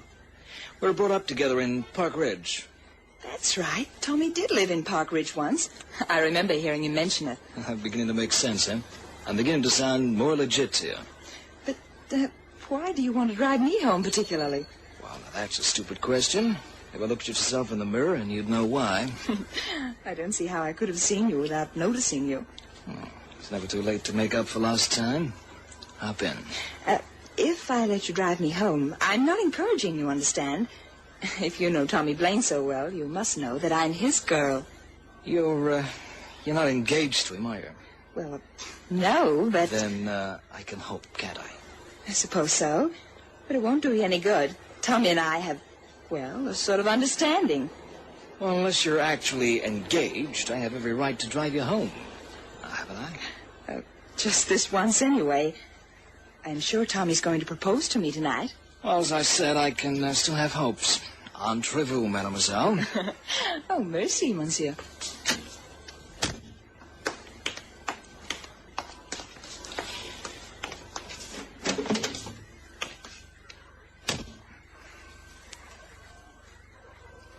I live at... I know where you live. You seem to know everything, don't you? Uh-huh. I was almost too late, though. Too late? You've got no idea how much nerve it took for me to wait out there and, well, make a direct approach, you know? You don't seem very timid to me. Well, yeah, really. For a long time, I've worshipped you from afar, Margie. That's just your line again. No. But since I've gone this far, I've decided to go further. Wait, why are you turning here? This isn't the way home. I've decided that Tommy Blaine will never get a chance to propose to you. I'm going to take matters into my own hands. Turn around. You turn this car around or I'll open the window and scream. I don't think you will. You see, I've thought of everything, Margie. A gun. You have a gun. I told you it took me a long time to get up this much nerve, Margie. And now that I've found it, I won't stop at anything. You're going to marry me if I have to take you all the way to Mexico. Oh, will you please stop that slobbering? I don't know what you're beefing about. I'm not such an impossible guy to get along with. Tommy Blaine will kill you for this. He'll kill you. I'll take a chance. Nuts. Couldn't that truck have stalled on the other side of the road instead of right in the middle? You let me out. Don't you try it. Unless you're willing to find out how serious I really am. Why are you doing this to me? Why? It's very simple. I've made up my mind that I love you. Love me? Do you think this is the way to make love to a girl? Well, maybe this is a better way. Don't you dare try to kiss me. Why don't you try cooperating? You might get to like it. Like it? Do you think any girl would like to be kissed with a gun pointed at her? I'm perfectly willing to put the gun down. That's big of you. There. See, I'm practically disarmed. Now, what about it? Well, that's better. I think you're gonna like this, Margie. You'll never kiss me, never. Hey, come back here. Don't try that. Let go of me. Come back. You're tearing my dress. Come back here. Help me. Somebody help me.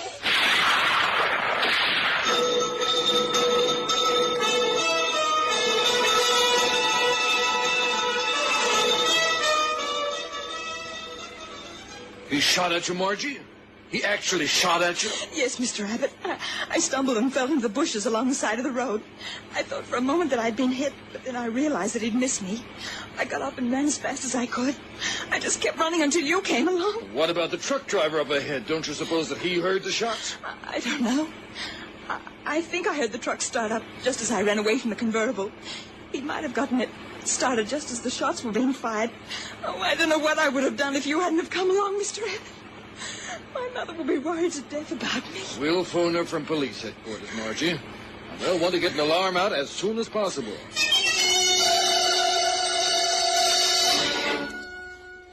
Main highway into Rockford. Red convertible, late model. Young man, 23 to 26, slender, brown hair. Good looking, probably 5'11", blue suit.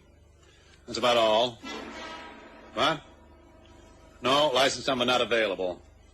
Alert all county and state police. Roadblocks in and out of Rockford. Warn them that their man is armed. Okay. More as it comes in. Right. It would have helped us considerably, Miss Turner, if you'd been able to give us more details. Especially the make of the car and the license number. I'm sorry, Captain Dawson, but I was too frightened. I was only concerned with getting away. I don't know as I blame her, Captain. Margie was in pretty bad shape when I found her out there on the highway. You're lucky you're not in worse shape, Miss Turner. For the life of me, I don't know where your brains were when you stepped into a stranger's automobile. Please, Captain Dawson, I know I was a fool. I just want to go home. I'm terribly tired. Yeah, I suppose you are. But I can't have much sympathy for any girl foolish enough to fall for a stunt like that. Do you know how many girls have been murdered just because they were gullible enough to fall for a stranger's line? Don't, Captain Dawson, don't. If you've got all the information you want out of us, Captain, I'll take her on home. Yeah, I suppose you might as well. But don't be surprised if we have to call on you before dawn, Miss Turner. The red convertible shouldn't be too hard to locate, and we'll need an identification. Here's your man, Dawson. Eh? Oh, come on in, Blaine. What's the idea of picking me up, Captain? I was sound asleep when you... Margie, you here? Tommy. Oh, Tommy, I've had the most terrible experience. Take the girl on home, Abbott. Now, wait a minute. What's this all about? What happened, Margie? Oh, Tommy, I'll give him all the dope, Miss Turner. You better get some rest. Take her along, Abbott. But, Margie, that dirt on your face and your dress is all torn. What have they done to you? Oh, it was the most awful thing, Tommy. Come on, Margie. You can tell him all about it when you've got some sleep. Now, look here, Captain Dawson. If someone was hurt, Margie, I'll... Someone tried to, Tommy. And I think she's a pretty lucky girl to be alive. What? Who? I'm hoping you may be able to tell us. How many friends do you have over in Rockford or vicinity? Rockford? I never get over that way. I don't think I know anyone in Rockford. Yeah. I thought you might have a rival. Someone who might be competing for the, the favorable position you seem to occupy with Marjorie Turner. Rockford? A rival? Does that mean something, Tommy? You bet it does. Well, I thought it was some kind of a gag. A gag? Let's have it. Well, just 2 weeks ago, I got a letter from Rockford. Wait a minute. I think I've still got it in my wallet. A letter? Who from? I don't know. It's not signed. Here. See if you wouldn't think this a gag. If you have any ideas about marrying Marjorie Turner, you'd better forget it. You haven't got a chance. Any idea who wrote this? No. I figured it was somebody at the power company where I work. Oh, they're always playing jokes and stuff. Wouldn't you think it was a joke if you got a letter like that? Yeah, I suppose I would. But after what happened tonight, Tommy, it's no joke. If we don't pick up a red convertible before morning, this letter goes to the Chicago Crime Lab for examination under the microscope.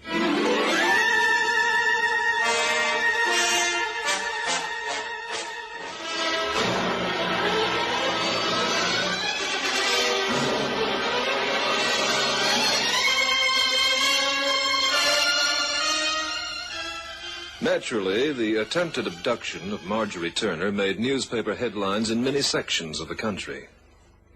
There had been an epidemic of such cases in recent years, and the papers used every example that came along in a campaign to educate the public, especially young girls, in the dangers involved in accepting rides from strangers. I read about the case in Chicago without realizing that I was shortly to become directly involved in it. I read they had picked up a few red convertibles and several suspects for questioning, but the girl had been unable to make positive identification. Then I read that through laboratory microchemical analysis, they had determined the type of ink used in the letter and had located the manufacturer of the bond paper upon which the letter was written. By process of elimination, they had traced both the ink and the paper to a printing firm in Rockford. Captain Dawson saw fit to take Marjorie Turner on a tour of inspection of that particular printing firm. Now, look, Miss Turner, the executives know what we're here for, but no one else does. You and I are going to walk through the shops and offices, and I want you to carefully study every man you see. If you can make identification, don't say so immediately. Wait until we're back here in the corridor before you give me the dope. You understand? Yes, Captain Dawson. Perfectly. All right. Let's go. Now, just walk slowly alongside of me. Keep your eyes open, say nothing. All right.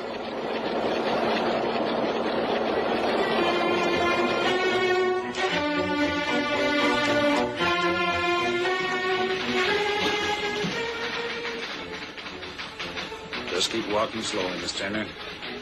You don't want to tip anyone off.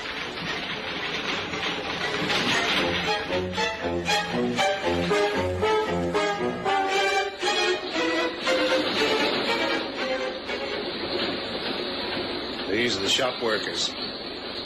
Look around carefully, Miss Turner.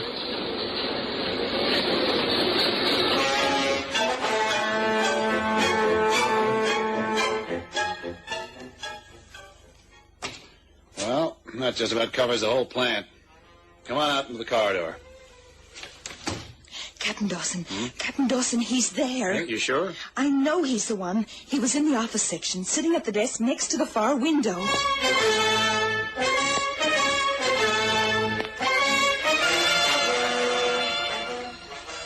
First to right thumb, and the four fingers of your right hand. You've got no right to fingerprint me. I never saw that girl in my life. Shut up, Blodgett. Just cooperate, and you'll make it a lot easier on yourself. But I tell you that Johnson, Yes, Captain. when you get this man booked, bring him into the office. The DA wants his complete statement.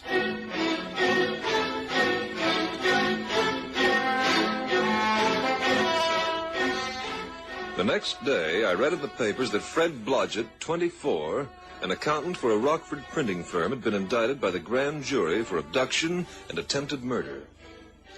The wheels of justice turn fast in a case like that. Fred Blodgett had a red convertible. He carried a pistol in the glove compartment. 2 shots had been fired. In spite of his claim of innocence, the case against him looked very serious.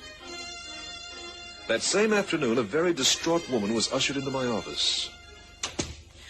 Oh, Mr. Keeler, I'm Mrs. Blodgett. I'm Fred Blodgett's mother. Oh, yes. I've been reading about your son's difficulty over in Rockford. Won't you sit down, Mrs. Blodgett? Thank you. Mr. Keeler, I'll come to the point.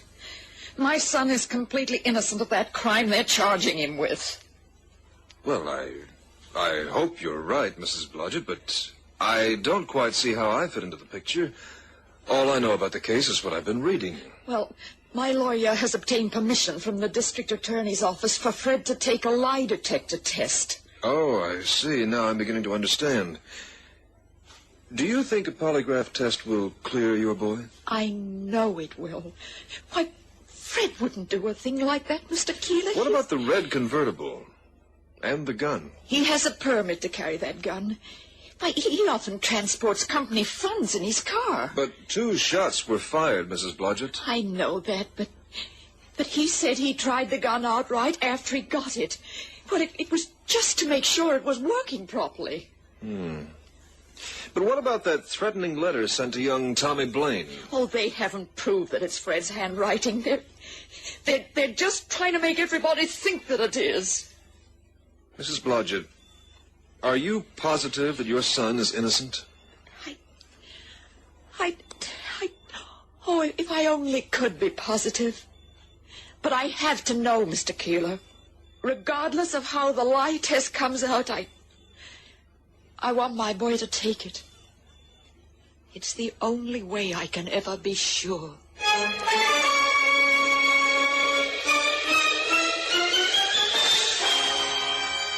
Fingerprints, jail cell, and now a lie detector test.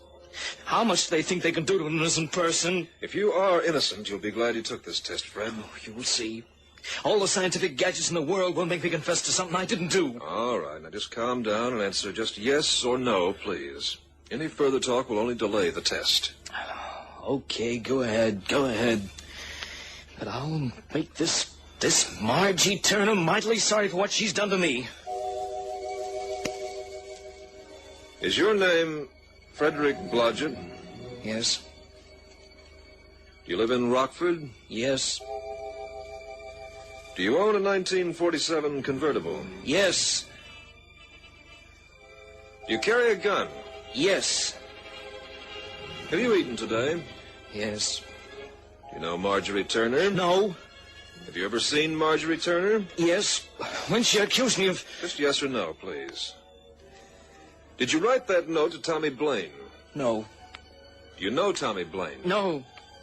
Have you ever seen Tommy Blaine? No. You won't get anywhere, Mr. Keeler. I swear you won't get anywhere with me.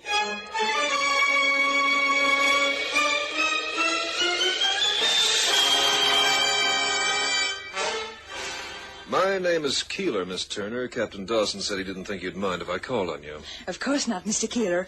I know who you are, and I want to cooperate with the police in every way. Then you know I've just given Fred Blodgett a polygraph deception test. I heard that you were going to. Miss Turner, I wonder if you'd be willing to take such a test. A lie test? Me? Why would I have to take one? Well, offhand, the best reason I can think of is that you wrote that letter to Tommy Blaine. What? You disguised handwriting wasn't good enough, Margie. The experts are pretty sure that you wrote that letter. I certainly did not. Didn't they trace the letter to that printing company in Rockford? Yes. And they also traced you. Me? They know that you took a bus to Rockford a couple of weeks ago. They know that a girlfriend of yours works at that printing company. They also know that you took another bus to Rockford on the evening that you were supposedly abducted. And that you got off the bus on the outskirts of town. I didn't. You streaked your face with mud and tore your own dress, didn't you, Margie? Please, Mr. Keeler, close that door. If anyone hears about this, I'll simply die. Do you think you'd like to take a lie detector test, Margie? No. No, I wouldn't. If you'll tell me the whole story, perhaps it won't be necessary. Mr. Keeler, have you ever been in love? Well, if you don't mind, I'll ask the questions. Well, if you have, you know what a horrible thing love is. Especially for a girl who doesn't know where she stands. Assuming that love is indeed a horrible thing, what next? Tommy Blaine would never make up his mind. I did everything I could to make him propose. You even went so far as to visit your girlfriend in that Rockford printing plant and mail a letter to Tommy, didn't you? Yes, I thought if he thought someone else cared about me, he might propose right away. But he didn't. No. He thought the letter was a joke. Then I thought of the other thing. Mm-hmm. If somebody tried to carry you off, it might make Tommy see the light and want to marry you right away. Yes. Oh, you have been in love, haven't you, Mr. Keeler? Let's continue to discuss you, shall we? Now, whatever gave you the idea of trumping up that story about Fred Blodgett? My girlfriend sent me a picture of him in his red convertible. He took her out once. I used him as a sort of imaginary rival for Tommy. But you actually identified Fred Blodgett. You caused him to be arrested. I didn't think... Oh, I didn't ever think they'd be suspicious of that printing company. When they took me there, I had to identify someone. If I didn't, I was afraid they'd find out that... Yes. You were afraid they'd find out what I found out. Mr. Keeler, you're not really a police officer. Do you have to tell them? Does anyone have to know? Look here, Margie. Do you realize what you've done? I didn't mean to do anything except make Tommy come to his senses. I didn't mean to... Whether you meant it or not, you've put the county and the state to considerable effort and expense. You've had squad cars chasing all over the country. You've had laboratory criminologists and police officials working night and day. You've used up hundreds of columns of newspaper space. You've had an innocent boy arrested, fingerprinted, and put behind bars. But hasn't anyone ever been in love? I'm afraid you're going to have to ask a jury that question, Margie. Oh. What you've done is a pretty serious offense. But perhaps in the interests of Cupid, What will they do to me, Mr. Keeler? What will they do? I don't know, Margie. I wish I could tell you. But I don't think even the lie detector can answer that question. If you can find a jury of your peers willing to take romance into consideration, well, I don't know.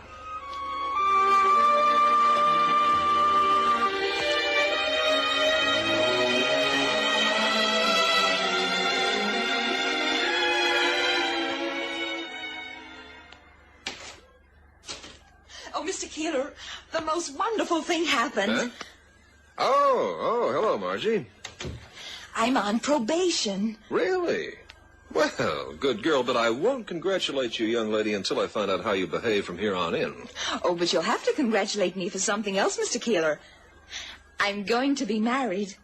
Well, say, that is good news. So Tommy Blaine finally decided to propose, huh? Oh, no, not Tommy Blaine. What? I'm going to marry Fred Blodgett, Mr. Keeler. After all the trouble I caused him, that's the least I can do.